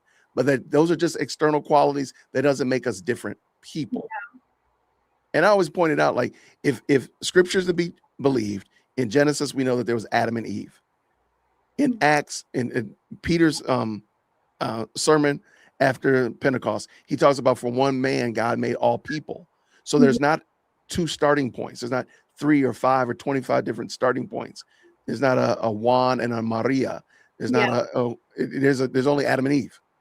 So Yeah. therefore, the human race is what we're talking about. And again, we can get into the weeds about ethnicities. We can get into the weeds about externals, but like really, they're not culture, indifferent. tradition, All that. yeah, but it's completely. And that's what makes. And you're saying it's obviously completely different than race, and race doesn't even exist. That is correct. And I think well, now we can still, but we can parse through. There's differences about, there's things that the Black community, matter of fact, I did a video this morning about here in Atlanta, something that they're doing that is completely deplorable. I'm sorry. It was embarrassing that they wanted to do it. Right. And thankfully they decided not to do it. And it is what it is. But a lot of people were talking about how dare the NBA quash Black culture. I'm like, wait, hold on, wait. That's not what I mean, because they want to make it a racial issue, because I'm here in Georgia. They want to make everything about race. So of course they're going to try to find a way to twist and turn this into something being racially motivated. But I'm like, no, it's a choice. We're making choices. It's a cultural thing. That's what our culture is choices that we make. Mm-hmm. And things that we esteem above other things. Yeah. That's it. We esteem education above this. We esteem this over that. There's a choices that we're making. Mm-hmm. And those become our culture because of the choices that we make. Yeah. Same thing with the Native, because in the Southwest, the Native American culture, it's the same thing. Right. I don't know much about the Native American cultures. I don't want to like assume anything on it, but what I would do is I would ask you questions about it. As it relates to your upbringing or about family traditions and so on and so forth, because they might be completely different to me. But guess what? Those are choices that y'all have made that have become part of your culture. Yeah. Doesn't make it. You're just spitting facts all the time, Jason. I just like having the conversations. Good, valid points. All right, let's see what this guy's got going on. Let's see what Charlie says. For you. Oh, okay, sorry. Oh. I would like to say thank you for coming to UNC Charlotte. I do have a question about you about cannabis. You probably don't get many questions about cannabis. What are y'all what is cannabis doing in where you're from, Kady? I mean, there's a store on every freaking corner. Oh, so y'all are, is this the legal? You all are, so it's totally legal. Totally legal. Oh wow. Every corner, everybody has a freaking farm. Medical card. Oh, they got farm. Backyard. Oh, you're growing it. Y'all can grow it? Yeah, you can grow that's it. crazy. You can distribute it. It's completely booming out here. Okay, wait. Okay, I'm being for real. I am not trying to be funny. So I could move to the Southwest and buy me a plot of land and grow the wacky tobacco. Yeah, obviously you have to have Sell it? like certain like licensing and permission. Okay, sure. You know what I mean, to grow. You know, and then getting your medical card to get I don't even know if you even you don't. You can get it. I think at one point, I feel like I'm so behind on all of this. Because I think at one point you needed a medical card. Yeah. But now I don't even think you need that anymore. Wow. Get it. Okay, so and I'm being for real. I am really, really asking this question. How do they parse through somebody bringing it in illegally versus somebody that's just growing it down the street? Is there any way anymore? Wow. I don't even think it's like a thing anymore. Really? Yeah. I think if you have like a certain amount of like ounces that you carry on you, then it's fine. But I think if you have if it goes over that amount, exceeds like a certain amount like legally that you carry on you, then maybe yeah. I don't really know because I'm not really, I don't smoke. Well, I'm glad. Thank you for that. I've always wondered. I didn't know that. So y'all are wide open. Man, I pray that we never do that here in Georgia. I pray. Yeah, you can get it in all kinds of different forms here. Wow. The Cheetos with some THC in it. Cheetos. Just go buy that. Cheetos is crazy. Cheetos is crazy. Okay, so wow. Okay, I didn't know that y'all was that I'm wide open. Like the culture here, but I know of it. I'm young enough to know. Your secret is safe with us. Don't worry, we got you. It's just me and you. It's just me and you. Okay. All right, let's see what Charlie says about this. Because this was a big deal that Yeah. Erica and I did that video about that. All right, let's see what happens. So I would like to ask you about your stance on cannabis and then follow up with Sure. a following question. Probably in the past overly policed, but should not be legalized. Should not be legalized. And is it what is the reasons why you don't believe, or you believe it should stay illegal? So we have an overwhelming amount of data to show when it's legalized, states get more dangerous, it gets messier, more homelessness, more vagrancy, more overdoses, more kids going on drugs, more heroin overdoses. It is a gateway drug, regardless what people say. It's laced with chemicals, with fentanyl, with hallucinogenics. Colorado went from the 10th in carjackings to first in carjackings, fourth in arson to the first in arson, third in rape to the second in rape. I mean, I could go through every statistic. Every state that has legalized weed has seen more crime, more vagrancy, more dropouts, more kids on the social outcast of society. Okay. Kady, you're our representative here today. Have you seen this on your nightly news? What do you think? Oh my gosh, I have several opinions about this. Don't hold back. I think biblically, God tells us to be of sober mind. Okay. Okay, I love it. So I have that in the back of my head. Mhm. However, I do know that it has helped a lot of disabled people deal with chronic conditions, chronic pain. And they choose to use that over pharmaceuticals. Fair. And I think pharmaceuticals lead more, and I don't know the statistics, I don't know, this is just my opinion. I think pharmaceuticals lead more into destruction than marijuana does. But I don't really know, because I don't know people personally that smoke weed all the time or teach or whatever, however Right.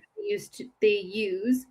I don't know. I don't think I've ever seen people being like completely destroyed by marijuana, not like alcohol and not like pharmaceuticals. Okay. So if you had to land in one place or another, legal or illegal, where would you say you would land? I know I'm putting you in a black and white box. Which way? Where would you land?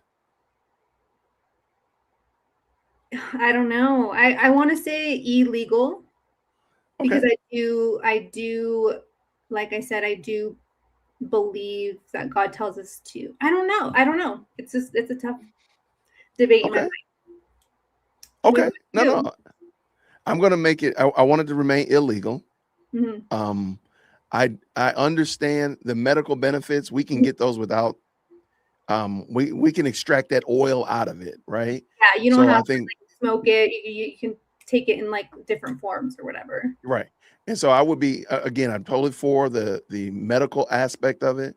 Yeah. And you can extract. I think as it relates to a pain relief and other things, anti-inflammatory benefits of it, extract that out of it. We just don't have to smoke it. Yeah. And we can get the same benefit out of it. And you don't have to have the negative impact of it being I can get on board with that. Right. Because again, like when I found out, and I used to actually be, because I'm a former libertarian. So, libertarians believe in weed for everybody. But once I realized like you can smoke weed on Friday when you get off of work and you could still be buzzed Monday. Yeah. That's messed up. And what if you're a school bus driver?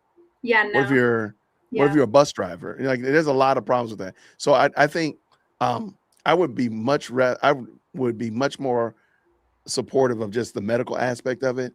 Yeah. The just recreational use of it. No, not so much. And Yeah. I do understand the alcohol and the tobacco argument, and let's bring those in after the fact. But right now, I don't think we need to go ahead and kick this door open of marijuana usage for everybody. Okay, go ahead. Yeah, no, I feel like that's probably where I would land too, because even with pharmaceuticals, there are pharmaceutical drugs where they extract it from plants.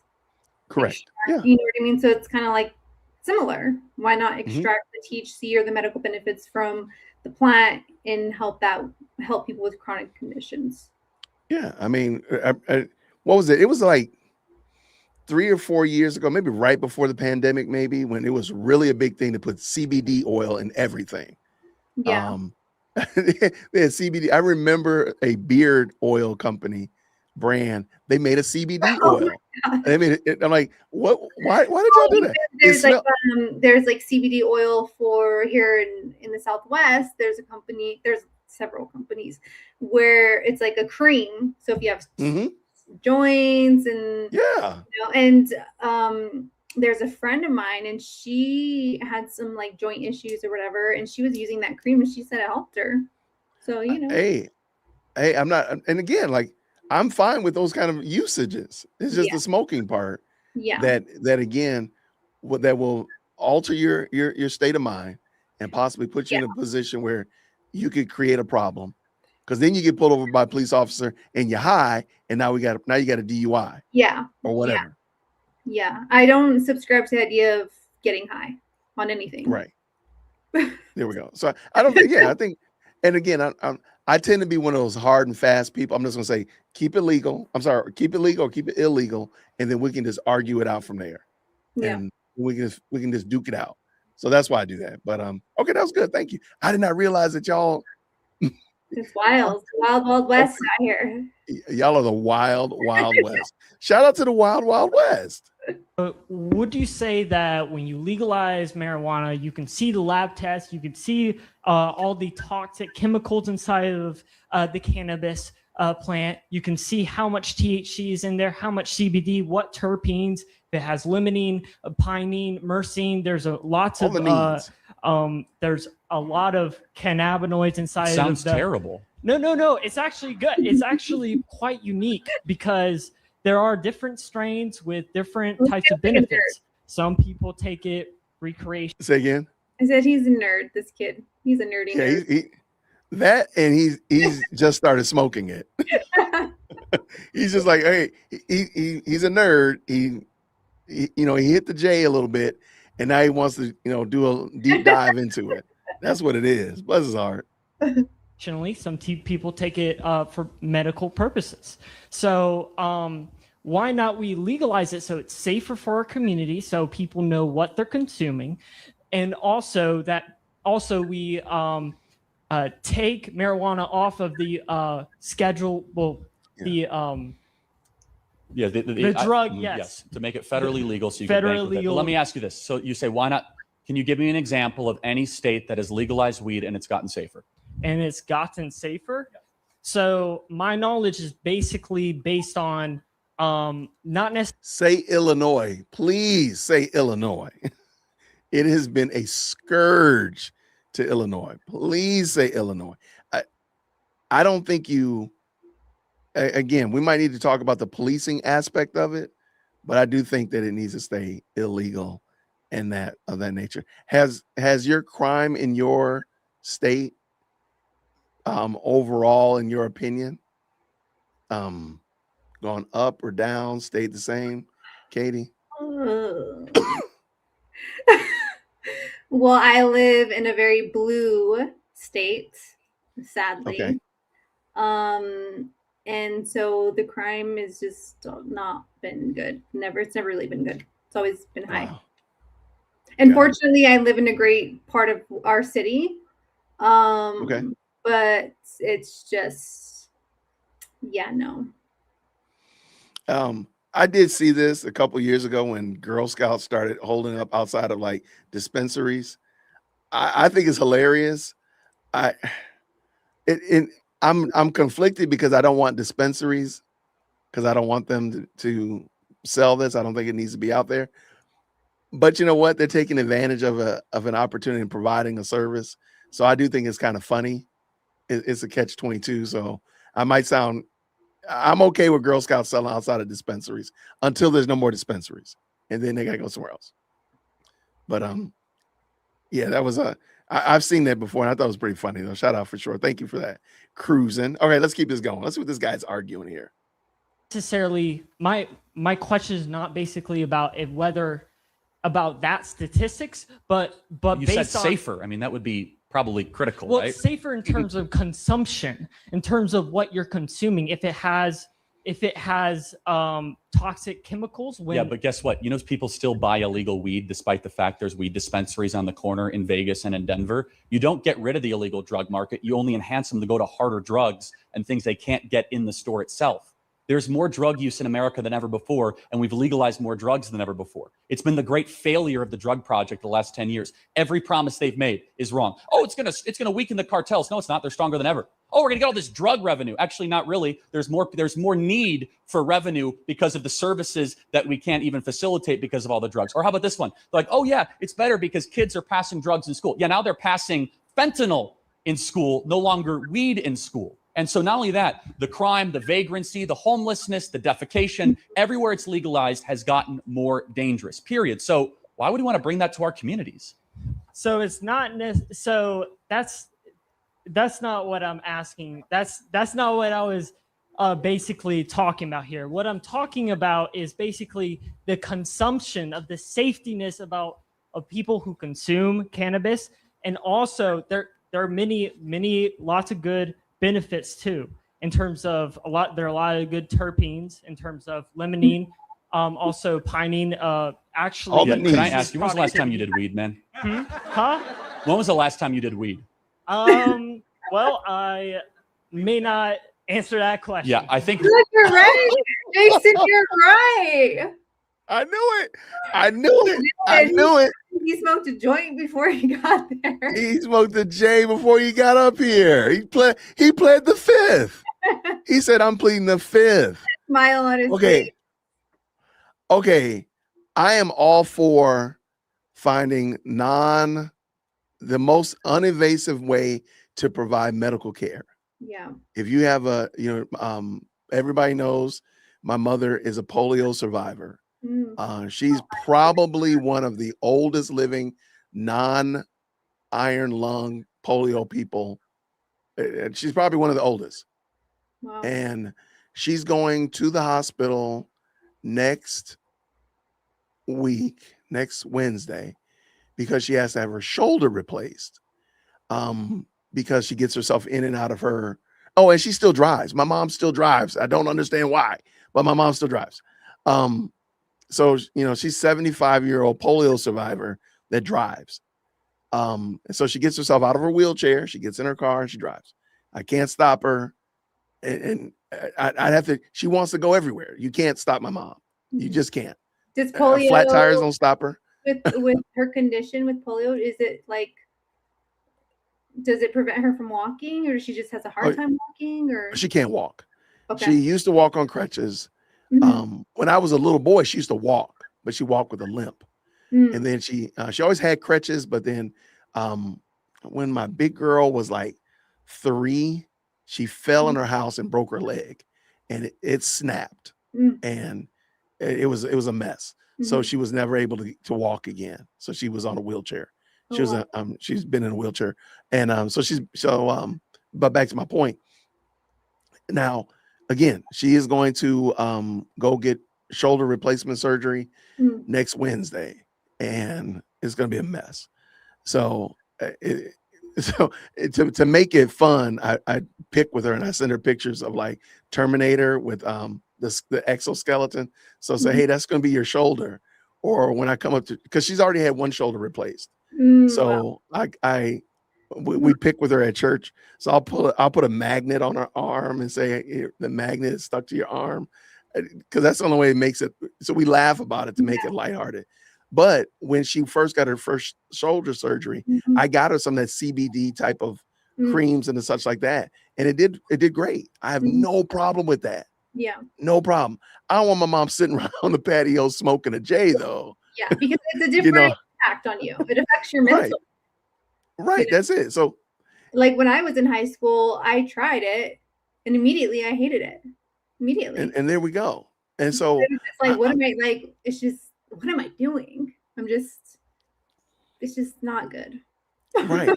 I've always. And so I'm like, and most people are not even talking about the medicinal purposes of it. Yeah. They're talking about the recreational. So like, don't bring the recreational into the equation. The medicinal, again, like you were saying, like in your state, they can grow it. Then they have to extract the the THC and the CBD from the whatever lean and the other lean, whatever this guy was talking about. They got to extract it out of it and make a cream out of it. I'm fine with that. Or some kind of tincture or something of that nature. Yeah. Most people would be 100% fine with that. Yeah. If you can, but on the same note, like just saying that, well, I'm gonna cut to the chase and I'm just gonna smoke a J in my car. No, not now. Now we're doing too much. Yeah. So Completely agree. all right. So shout out for sure. Rather recently. Hey, but we still respect each other. We do. And thank you for being a walking commercial to not do drugs. Thanks for being here tonight.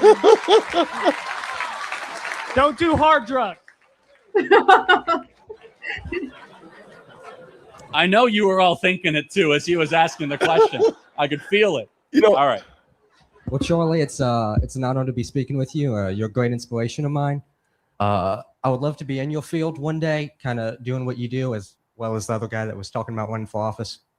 I think that one thing that makes it very difficult a lot of times is that we live in a society that doesn't promote doing things differently. Like, you didn't go to college, and you're very adamant against the college scam, but as well as different aspects, as we live in a world that is just very aggressive towards a lot of those different things. And like, for me as a high schooler, with a lot of steps I take, kind of get in that field, whether it be going to council meetings or doing a podcast, different things like that. What would you say that, whether it be a piece of literature or maybe social networking cues to pick up on, that would really enhance, maybe not enhance, but help you kind of beat that system? Yeah, so look, you're talking about how to get into politics, basically, right? In some ways. Yes, socially. Here's the cool thing about politics. It's a meritocracy. You show up early, you stay late, you're going to get rewarded. And anyone, I know there's some people running for office here tonight. Glad you guys are here. They're always looking for volunteers. They're always looking for people to help them. They're looking for people to show up early on Saturday, to go knock on doors. Be eager and willing. Do not be above any job. So the kind of overgeneralized story of Turning Point USA doesn't mention that, in high school, I knocked on 100,000 doors for some candidates in Illinois. You got to cut your teeth doing that, right? You got to knock on doors. You got to make phone calls. You got to get in the grassroots. In politics, the cool thing is no one cares you went to school. No one cares your degrees. No one cares about that stuff. They care about how much work you've put in. That's the best advice I could give you. You will move up so quickly in politics if you get in early, stay late, and don't complain. Those three things. Get in early, stay late, and don't complain. That's the best piece of advice I have for you. Thank you. Okay, I'm going to only add one part to that, and I think we should also encourage people to want to serve the community that they're actually in. So not just you got to want to serve these people. You got to want to provide service to these people, and that's kind of what he's doing as well. But I think that should be clear. Like, you have to serve these people. If you don't want to serve the community, if you don't want to serve your constituents, then you're not going to be you're going to be a politician they're going to want to run out of there. So, okay, shout out to Charlie. And if you disagree, you guys can get preference. I know our wonderful staff is helping out. Hello, how are you? Hi, good evening. First of all, thank you for saying yes to the call that God has placed on your life. Okay. That was nice. Congratulations to your beautiful bundle of joy. Savor every moment because it flies. Okay. Wow. I have a direct quote from Margaret Sanger, the founder of Planned Parenthood. We do not want word to go out that we want to exterminate the Negro population. That is a direct quote. So my question is, knowing that abortion takes the lives of babies of all colors and ethnic backgrounds, but understanding it's the Black genocide of today, right, it is. Hands down. No What question. have you discovered to be the most effective or creative way to combat the lies regarding this genocidal agenda? That is a great question. And I just want to point out, as we are, because we're getting close to the end. Let's say we got about 3, maybe 4 more questions from people. Remember, Charlie Kirk is being, painted as the racist. And this Black woman is saying, what did you learn that would stop the Black genocide, aka baby deletion in the womb? That's crazy work. That is crazy work, because Why would she ask Charlie if Charlie was in fact the racist? Let's go. Like you. I like her too. Shout out to her. She's great. It is black genocide. And thank you for saying that out loud. I say that and the media loses their mind. But it disproportionately impacts the black community. Facts. Life is beautiful and life begins at conception. And we are seeing disproportionate amount of abortion clinics, Planned Parenthood clinics, and the founder was a eugenicist, period. The founder of Planned Parenthood was a eugenicist. Now, are the current leaders of it eugenicists? We don't know. But if you were trying to exterminate the black population, how would you do things any differently than what Planned Parenthood is doing right now? So how do we go back against it? We got to play offense. We got to explain the pro-life issue. We got to talk about why life is beautiful. And honestly, we also got to step up, those of us that are Christians and conservatives, with the resources, the charities, the services to make sure that we get rid of the myth of unwanted children. There is not an unwanted child in America. We just need to make sure people that are in crisis, that are pregnant, are able to find adoption services, find the services necessary. That's the way I lead on it. But honestly, I yield back to Malcolm X, who, number one, did call it a black genocide. And I don't agree with Malcolm X on everything, but you know what else? You know who he blamed? The white liberal. And he was right. This is a tyranny of the white liberal going after the black community. Let me just kind of ask you a question in closing. Dang, Charlie. Dang, Charlie. Give them that word, Charlie. Here, what is your message to white liberals out there that are trying to push this in the black community? I'm sorry. She said, I'm about to take this mic. I'm about to run this thing. She's about to run this show. If you don't do the research and if you don't understand, then shut up. Do the research. No, I'm serious. Do the work. Do the work. Understand why that over, I think it's 88% of Planned Parenthoods are strategically placed in Black and minority neighborhoods. Why? Let's reverse engineer. Why is it like in the state of New York, there are more Black babies being murdered in the womb than are alive? So the words of Marcus Singer has turned out to be prophetic. And also the abortion agenda is a multi-billion-dollar industry. There is money in dead baby parts. You can find it. It was found in food, cosmetics, everywhere. So this is the facts. This is the truth. Give it up for her. That's great. I'm going to add one thing to it.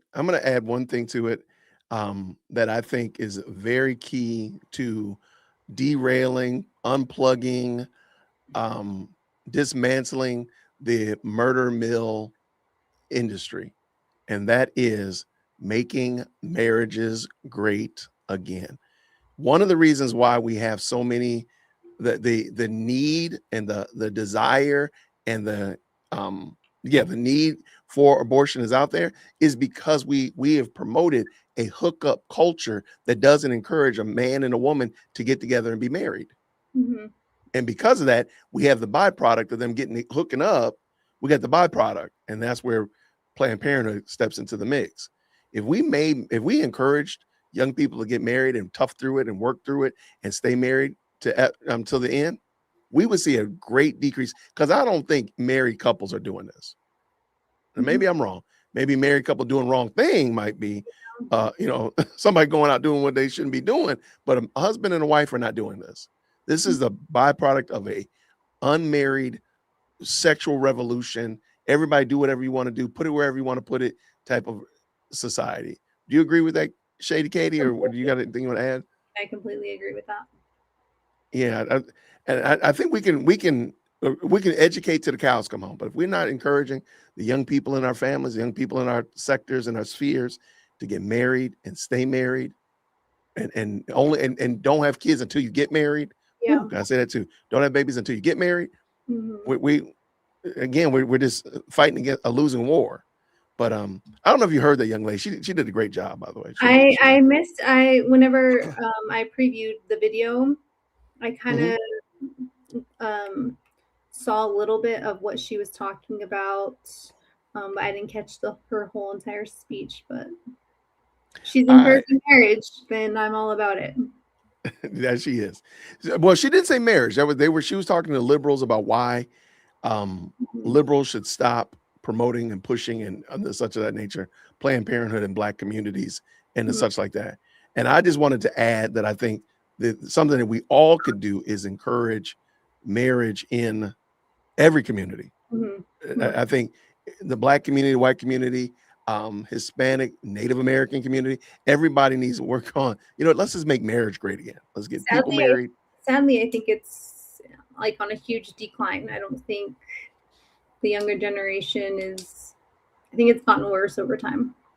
No, and that's true. And I think that's because we need to, I think we as the elders, those who are married and are older, can really help them see like there's a benefit to being married. Yeah. If nothing else, there's a benefit to being married that's not just utilitarian and now you got somewhere to put it every night, but it's really truly there's a benefit that we can't overlook, and we need to bring that back. Because like when I was growing up, I really subscribed to the idea of being like a boss babe.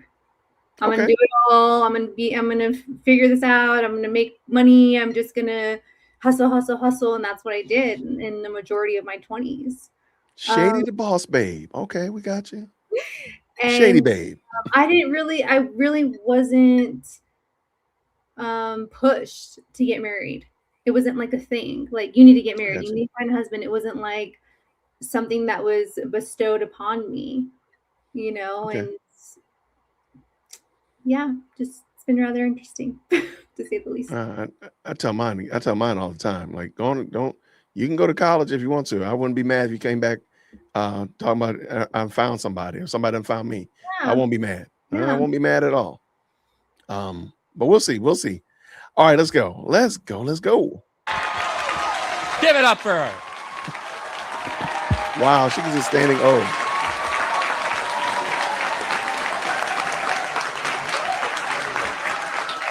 Carly is a racist. Remember that. Evening. My question is, who killed Dr. King? Dr. King. Name escapes me. The name? The name escapes me. Yeah, but I believe it. I mean, name escapes me.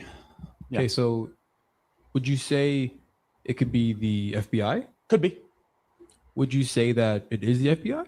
Not definitively, but I certainly don't trust the FBI after recent years, so I'm open-minded. Okay, so another point you made earlier. What do you think about separation of church and state? Doesn't exist. I don't know why. I don't know why he asked that question. I don't know where that was going, but I mean, it's interesting. But I guess in light of where we are now, oh my gosh, it does seem it seems like a weird question, but I don't know what was the purpose of asking who killed MLK. Yeah, I wonder. Wasn't it Lee? Go ahead. Go ahead. I was gonna say, isn't it Lee Harvey Oswald? Was that the guy that killed MLK? I think it was James. I think it was. I don't know. I'll look it up. But what were you gonna say? Yeah, no, I'm interested to see where this kid is gonna go with that. Yeah. James Earl Ray. That's his name. Good job. Okay. James Earl Ray. Well, I did a lot of research on MLK when Charlie was killed because their stories are extremely and eerily similar. Okay. Okay, I can see that. Yeah. Because MLK was shot with a 30-06. Mm-hmm. And there was a lot of conspiracy behind that. And they were essentially shot in the same exact way almost, where the bullet went through, where the bullet hit. And so, yeah, I did a lot of research on that. So it's very eerily similar. Oh, wow. Okay. Yeah. I like it. Thank you. All right, let's see where he goes. It shouldn't exist. Yeah. Shouldn't exist? Yeah. So you should have church in the state. Well, first, where in the Constitution does it say that? We can't have First Amendment. Where? It's about the religion, right? So there's no establishment of religion. There's no establishment. It doesn't say that. Yes, it does. It says Congress shall make no law establishing religion or prohibiting the exercise thereof. Where does it say church and state? Religion. Well, hold on. It says that Congress shall make no official religion or prohibiting the exercise thereof. Where does it say that the church can't get involved in the state? It could be involved, but it can't be the religion established. Hold on. We're talking about two different things then, Yeah, right? No, see, like, because what you're saying is that, oh, you can be a Christian and be in the government. And that's true. That's how it works right now. You can be a Christian and be in the government, right? But you cannot establish Christianity as the basis of. Well, no, that's not what I'm arguing. I'm arguing that Christians should be in the government and the church should be actively involved. Where do we get that phrase separation of church and state from? The First Amendment. No, we don't. No, it's Thomas Jefferson writing to the Danbury Baptist Convention in Massachusetts, assuring them that the church would not come after the state. So let me ask you a question. Let's pretend that church and state is the law of the land, right? That the Warren Court and the Burger Court argued in the 1950s and 1960s. Then why on earth did we put up with the government going around and shutting down churches during the pandemic? I thought we need separation of church and state. Why is it that the government can go and shut down churches? Okay, so aren't they supposed to be separate? I actually played for a church. I played drum set, right? So I would go to church, and they're not shutting down churches because of COVID. They're saying that, oh, it's unsafe to be in public. But they shouldn't have the right to do it because I thought they're supposed to be separate, right? I mean, for general safety. I mean, if you want people like dying, then. Oh, so you could shut them down for safety. So it's not separate. It's like we can come in for whatever reason we deem necessary to restrict your religion? It's not restricting. You can practice from on camera. We played like through live streaming, like online. Yeah. So watching church on a live stream is like watching a fireplace on TV. You can see everything with no warning. Okay, but if God is real all the time and you can. So this is a very interesting thing because I said this during the pandemic, was that all of the restrictions that they put in play really negatively impacted the church. The 6 foot distance, the facial mask, all that kind of stuff like that, all really impacted church way more than anything else. Than grocery stores and everything else, restaurants. The only one that was negatively impacted, so many people in a building at a time. It was all churches that were negatively impacted by that, and some willingly did it. There is a church here in Atlanta that was closed for 2 years. My church was closed for I think 6 weeks total. Wow. We said we're not doing this. We figured it out, but we weren't going to do this. But I think a lot of those restrictions, I just thought it was interesting. All those restrictions really negatively impacted the church and how churches interact with one another way more than anything else. But did you want to add anything to that? Yeah, no, my church over here defied the orders for a long time. And then I think several churches here did continue to stay open. Yeah, it just the whole thing of all of it was just right. No, thankfully here in Georgia, but I won't. Say it again. I said I could get into it, but I won't. Oh no problem. Okay, let's see what we got. Let's go. Can't go to church because of a disease going around. What does it say in the Bible about do not forsake the gathering of believers, where 2 or more are gathered in my name? Okay, so what does it say about conception? When What? does it begin? Huh? Conception, or when does life begin? At conception. It's conception. I thought it said at first breath. No, it actually doesn't say that. So What's the verse? Well, hold on. First of all, it says, I knew you before you were in the womb. Yeah. And what you are doing is paraphrasing what you consider to be ex nihilo, out of nothing, made in the image of God. The breath of God was actually where life begins. So the question would be, was John the Baptist a baby when he leapt in Elizabeth's womb? Was he? Are you a Christian? Me? Yeah. Am I? I don't know. You play drums at a church, so I hope you're a Christian. But you're missing the point. That's what it sounds like. No, I'm actually not missing. I asked you the verse that says that it begins at conception. Right. So I knew you before you were in the womb is one of many verses of which it reinforces that you should protect life in the womb. But what you're doing is interpreting, right? So I want you to tell me where it says I'm reading. Life begins at. How are you reading? There's no book. There's no book. I've memorized scripture. You should try it. So you're reading it in your brain right now? Oh my God. Well, no, in Jeremiah it says very clearly, I knew you before you were in the womb. Yeah. So when it says in the Bible. Yeah, this is a silly argument. And he came up there talking about one thing, church and state. And now he's like, how do you know when does life begin? Yeah, I have no idea how. Heard about MLK. Oh yeah, MLK. You're right. I forgot about that. And then where does life begin? Like in a span of what, 3 minutes or something like that. Yeah, this has been a wild tour. Yeah, that's a great point. I forgot about the MLK comment. That conception begins at first breath. No, it doesn't say that. It doesn't. What does it say? You're misquoting it very clearly. Psalm 139, 13 through 16. For you formed my inward parts, it says. You wove me in my mother's womb, it says. I will give thanks to you, for I'm fearfully and wonderfully made. Wonderful are your works, and my soul knows it very well. Fearfully, wonderfully made, and my inward works. That sounds like a baby in the womb, doesn't it? Yeah, well, a fetus in the womb. A fetus in the womb? What's a fetus? What species is that fetus? A fetus? Species. What species is that fetus? Human. So it would be a human life? Well, it would be eventually.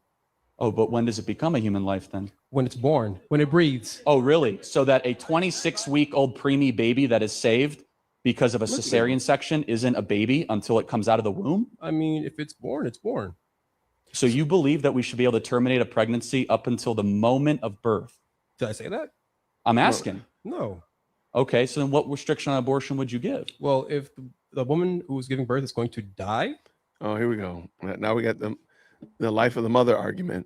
This is very interesting. Like, I don't think he really is invested in this. He's taken a couple female studies courses or whatnot, and he feels like he needs to make this argument. And it's funny because he's coming on the heels of the black woman that was just talking about this topic. Like, maybe he shouldn't have brought this up. Maybe he wanted to talk about it, but maybe he should have scrubbed it because the girl before you completely trashed you. And I think this is a great point. Maybe he was hanging out with the guy that was smoking the pot. I know that we're not all about vibes, but this guy gives me kind of bad vibes. I'm not gonna lie. That's fine. I'm with you. I definitely would say he's disingenuous. Definitely disingenuous. Which never happens. Which never happens. That's right. So that's right. It is a 10-year-old in mythology Ohio, that women will die if they have a baby. That's right. You could talk to entire communities of OBs. You know why? Because if cesarean option is entertained, then you could save both the mother and the baby. Instead, the abortion industry lies to the mother, and they say that you must terminate the baby to save the mother's life. So you could talk to hundreds of Christian OBs and non-Christian OBs, and they will tell you that is a mythology of the abortion industry. You know what? That's funny. No, it's actually not funny. No. I'm saying the way you represent facts, like willingly and knowingly. I'm sorry. The way you knowingly represent facts. You say, oh, okay, abortion. Oh, it's terrible because you can't possibly save the baby and you can't possibly save the mother at the same time. It happens. The 10-year-old in Ohio, right? Yes, a cesarean section could have saved the baby's life and the mother's life. Do you know what a cesarean section is? Do you? Yes, my wife had one. Oh, okay. Good for you. I'm saying when the baby, right? So do you know what a cesarean section is or no? I honestly don't know. Yeah, so that's what I'm saying. Like you're just here to argue just for argument's sake. Yeah. Like, again, and he could have argued this and kept with the church and state argument. That's probably his best one. And the question about MLK was kind of weird, but he could have argued about church and state and not gone here. Yeah, in my opinion. Yeah. Bless his heart. I'm sorry. Here's a little word to the wise. Let's quit while you're ahead. A cesarean section is a medical intervention that saves tens of thousands of lives every single year of a small slit done at the top of a woman's pelvis. Yeah, cesarean section. That's a C-section abbreviated. All right. Wow. So maybe that's where we get the term C-section from. So guess what? If every woman that's lied to by Planned Parenthood was given a C-section instead of an abortion, then all of a sudden abortion would not be necessary to save their life. Every single one of them. If you talk to hundreds of OBs across the country, they will say medical necessary abortion is a lie. So period. 10 years End old, of story. Right? And you're pregnant, right? You're 10 years old and pregnant. Okay. So you really can't give birth through your womb. You can't give So birth you to that. do a C-section. How? You cut them open and you lift the baby up and everyone lives. How does the baby survive? Hopefully through a work of God and also medical technology that is the most common surgery in America. So I'll kind of close with this and then we'll get to the next question because we're running low on time. When does life begin? At first breath. At first breath. That moral standard of first breath would therefore believe that you could have abortion up until the moment of birth. Yeah. Life begins at conception. I'm going to say this as nicely as I possibly can. You're a drummer at a church. You should probably reconsider that because you are advocating for the most horrific and brutal eugenic, non-Christian abortion policies that I could possibly imagine. I hope you prayerfully reconsider and repent. Thank you for being here tonight. Thank you for being here tonight. Thank you. I mean, he didn't lie. He didn't lie. I hate that these guys did not come up here prepared. And I don't think they're really invested in the argument. You know what I mean? Like, They're you don't know what to see. talking. Say again? They're just kind of talking to talk. It's yapping. Like, it's yapping. Yeah. Like, you're not invested in this. And I think we see that pretty clear. Okay. I think this is two more. Let's go. Hello, Charlie. My name is James Friday. First of all, I want to completely second everything my sister just said. That was really good. And then, no. She wasn't. No. It's a figure of speech. The black girl that was up here. So, I have an advice question and a request. So the first one is, do you have any advice about medical school and law school? Like, I want to do that. And so, like, which one to go to? Because it's really terrible, like the University of Michigan and It's all bad that. out there. And Liberty DO. University has a pretty good nursing The program. DO program, I heard about that. Yale? No. The DO program. Oh, yeah, no, they do. I'm sorry, they said Yale. I misheard. Yes, but Liberty has a better one than most schools, and they're not woke. They're really strong and conservative, and they do a great job. You should give it up. Liberty does a nice job. So, but the list is very, very minimal. Even Baylor has gone totally off the rails, unfortunately. Because it's alphabetical order. That was the first one I had to apply for law. So. But Baylor's not the worst. Just if you want to go to medical school, don't go to Michigan. I mean, I love our Michigan fans out there. They're great people, but they've gone so off the rails woke, unfortunately. Here's the big thing. Get involved with your Turning Point group. Get a good church community. Get through it as quickly as possible. I think you're going to make a great lawyer or doctor, whatever you end up doing. Both. Good for you, man. Yeah. That's awesome. And then you got an ask really quick. We got to keep going. Yeah. We'll take a couple more, but yeah. Can I be on your show? Can I be on my show? Can I be on your show? Well, you already are because you're here right now. No, so. but like podcast and all that. Possibly. Okay. We'll talk. All right. Thank you. That's a weird question. Okay. All right. Couple more. There's no harm in asking. I'm all about it. Hey, I'm not mad at him. That's fair. You're right. I should have let him go. That's fine. Okay. All right. Let's keep this going. I love this one. Let's go. I'm a student here at UNC Charlotte, and I just had a question. You have claimed to support free speech and right to assembly. Then why was Brandy Love kicked out of a Turning Point USA event in Tampa, Florida in July of 2021? Right. So Brandy Love is a pornography actress, and we have minors at our event, and I will defend to anybody in any venue or forum not allowing people that spread or participate in pornography to be commingling or socializing around minors. Well, okay. Even though I have no problem with the way Charlie asked that, I would have maybe said, can you tell me who Brandy Love is? And had him answer it. And him, okay, now tell me what this person does. I don't know who this person is. So what does this person do? What is their claim to fame? Yeah. Do you think that this person should be at a Turning Point event where there's children, and let him kind of, because he's going to try to justify it. I would have, especially because it seemed like Charlie already knew. So he was aware of who this was. He didn't have to do a search. Wow. So that would have been my pushback. Yeah, I like that. What do you think? No, Yeah.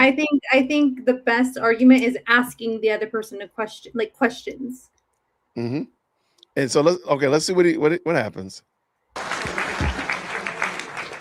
Well, the clothes that Brandy was wearing and the conversation she was having had nothing to do with her pornography. Yeah, I don't care. If you day participate in pornography, you're not going to be around young children. I'm not going to endorse that as an organizer. I'm not going to act like that's normal and that it's okay. If you engage in something that so many young men struggle with, that are addicted to, that are destroying marriages, I consider you to be a willful participant in a parasitic force in America, and that does not have a place at a Turning Point USA event. What did he really want Charlie to say? Like, he knew this. Hence why he said that the clothing was appropriate. Like, what did you expect him to say? Oh, my bad. We should let her come up in here. Yeah. On the like, come on, my guy. Hey, great job standing on your moral. I disagree, but thank you so much for your time. Thank you so much for coming on campus. Appreciate it. Bye. All right, the last question. I'll try to keep it spicy for y'all.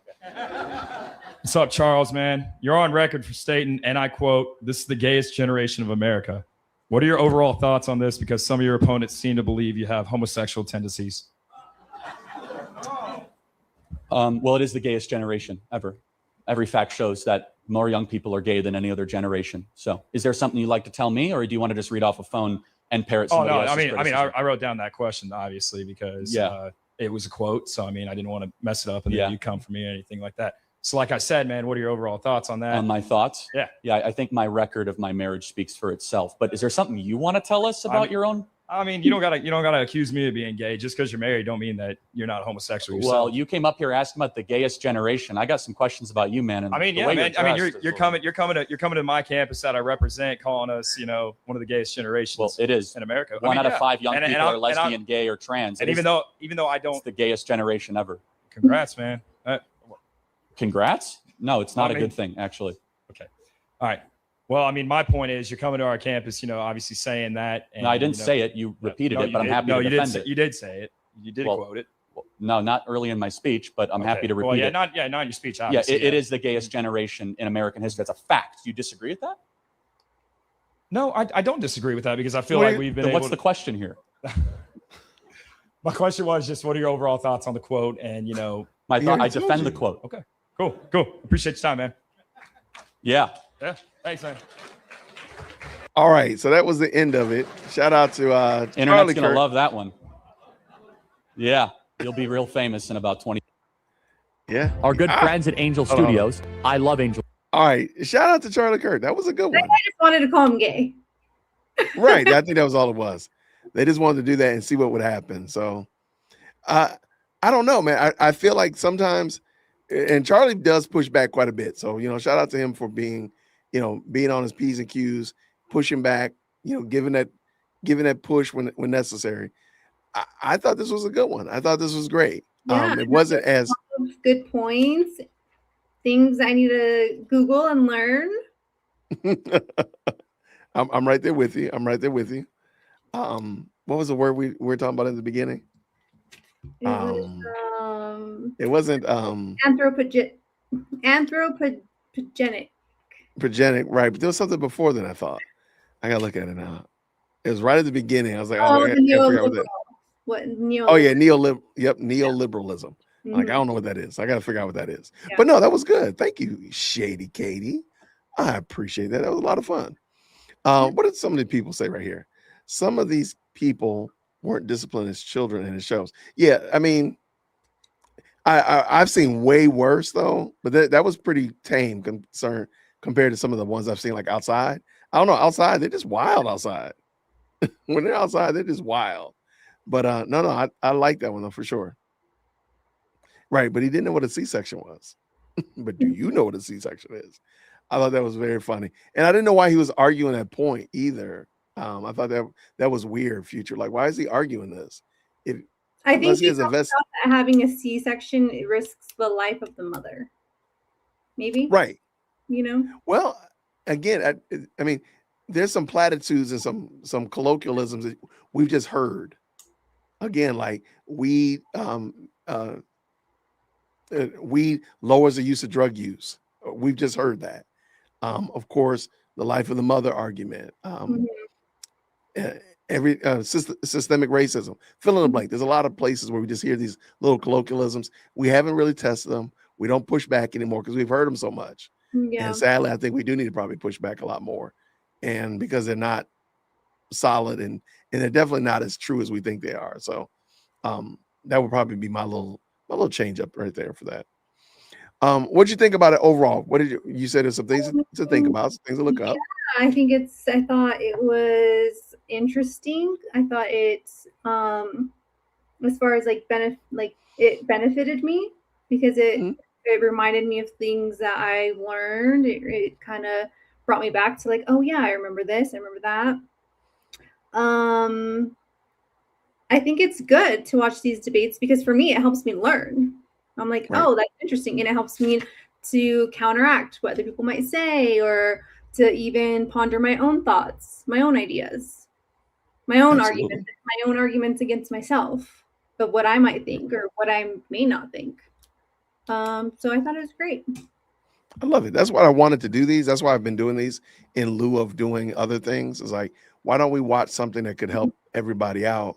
And you know what? I'll make sure I leave the link for this video in the description. I need to make sure I do that.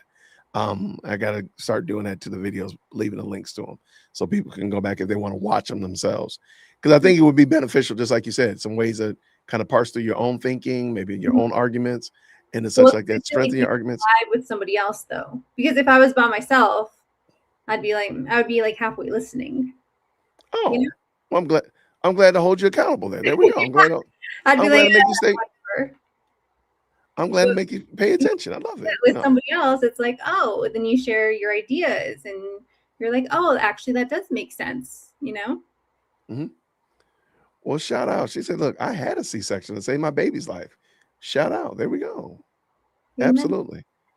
And this is a very interesting, and I don't want to push back because I don't hear many people say to save the child's life is usually is phrased as save the life of the mother. Does that make sense? And so this is a very interesting shout out for sure. Oh, my baby's turning 44 in October. Shout out. So that's very cool. But yeah, I don't hear him saying like, okay, we have a C-section so we can save the baby's life. A lot of the time I hear you have an abortion to save the life of the mother because the baby is going to, you know, Mhm. bringing it to term or bringing it to birth will cause a mom to die. So that's Yeah. very interesting. Shout out. Thank you so much for sharing that. Giselle, thank you so much. All right, good friend. I appreciate you. Shady Kady in the building. And I'll make sure if the mods can make sure, can you give me your handles on TikTok and all that? You want- Everything is just Shady Lady Kady. But I only use TikTok and X anyway, so Got it. Where does Shady Lady Kady come from? Tell the truth. okay, so I live in Uh-oh. my name isn't Kady. No problem. Uh-oh. I don't know. I think I wanted something to be like, because like I said, my account was supposed to be anonymous. So I For was like, sure. it sounds like shady. I don't know. I just came up with it. You said, Kady was the only thing that rhymed with Shady Lady. see, we wanted something like really profound, and you just said, look, it was shady and it rhymed. There we go. I love it. Exactly. So And you wanted something. I have been thinking about changing it. I was like, maybe I should just put like my name. Because people don't take me seriously. They see Shady Lady Kady and they're like, this freaking chick, man. You know? So I was like, man, nobody's gonna take me seriously because of my name. But at the same time, it's kind of become like how people know me at this point. So For sure. I don't know if I can ever really change it, you know? Well, I mean, I was Dear Woke Christian for 4 years, so I mean, you can change it. I don't know. We'll see. It is, but I mean, I'm fine with Shady Lady Kady. Yeah. I love it. I love it. Well, thank you so much for hanging out with me today. Maybe we'll have you come back again if you want to ever hang out again. Yeah. We'll do this. Or maybe you'll start your own YouTube channel. I don't think so. I think if God wants, if he guides me to that point, perhaps, you know, but I don't see it soon. It happening soon. It is perfectly okay. It is perfectly okay. I'm glad to have met you for sure. But I'm gonna get ready to bug out of here because I am going to take Chief Executive Second Born. We still got a little bit of sunlight. We're gonna go driving. We gotta get she takes her driving test next month, so we gotta get some practice in. Exciting. As always, exciting. But thank you so much, Shady Lady Kady. I appreciate you. And Thank you. we'll for see you again. No problem. Thank you, love. See you soon. Bye. Bye now. All right, y'all. That was Shady Lady Kady. And by the way, make sure you follow her on X and TikTok. Check her out. Appreciate y'all stopping by on this evening. That was a good one. That was a good one. Shout out. I just wanted to go through and go over some of these Charlie Kirk debates and give you, just as my guest said earlier, give you an opportunity to kind of hear some different arguments and maybe parse through your own, see where you land with some of these things, you know, like the weed debate or separation of church and state. There was a lot of them in that one. So that was kind of wild. But thank y'all so much for hanging out with me. I appreciate every last one of y'all. So if you don't mind, please make sure you hit the like button, hype the video, all that kind of good stuff like that. It really does help push the content out so more people can check it out. So I really do appreciate y'all. Tomorrow is Thursday. I think I have one good interview planned in the morning. I'm going to be interviewing a author who has done some manga, some comic books. A couple weeks ago, I was talking about the benefit of reaching out and supporting other content creators. So I have Prince Poirier coming on tomorrow. We're going to be talking about manga and how he got into creating his own comic book line. So we'll be doing that tomorrow morning at 10 o'clock Eastern Standard Time. And then the rest of the day, I think, on Friday we're doing body cam. We got Fit Lawyer ATL is coming on Friday evening. We're going to be doing body cam bingo, having a good time, just unwinding from the week. So hopefully you all can tap in with us. So I want to say thank you again to everybody who did tap in today. I appreciate the moderators. Thank you to everybody who got in, who already hit the like button, already subscribed, all that kind of good jazz. Thank y'all so much. Everybody have a great evening. I'll see you real soon. Grace and peace.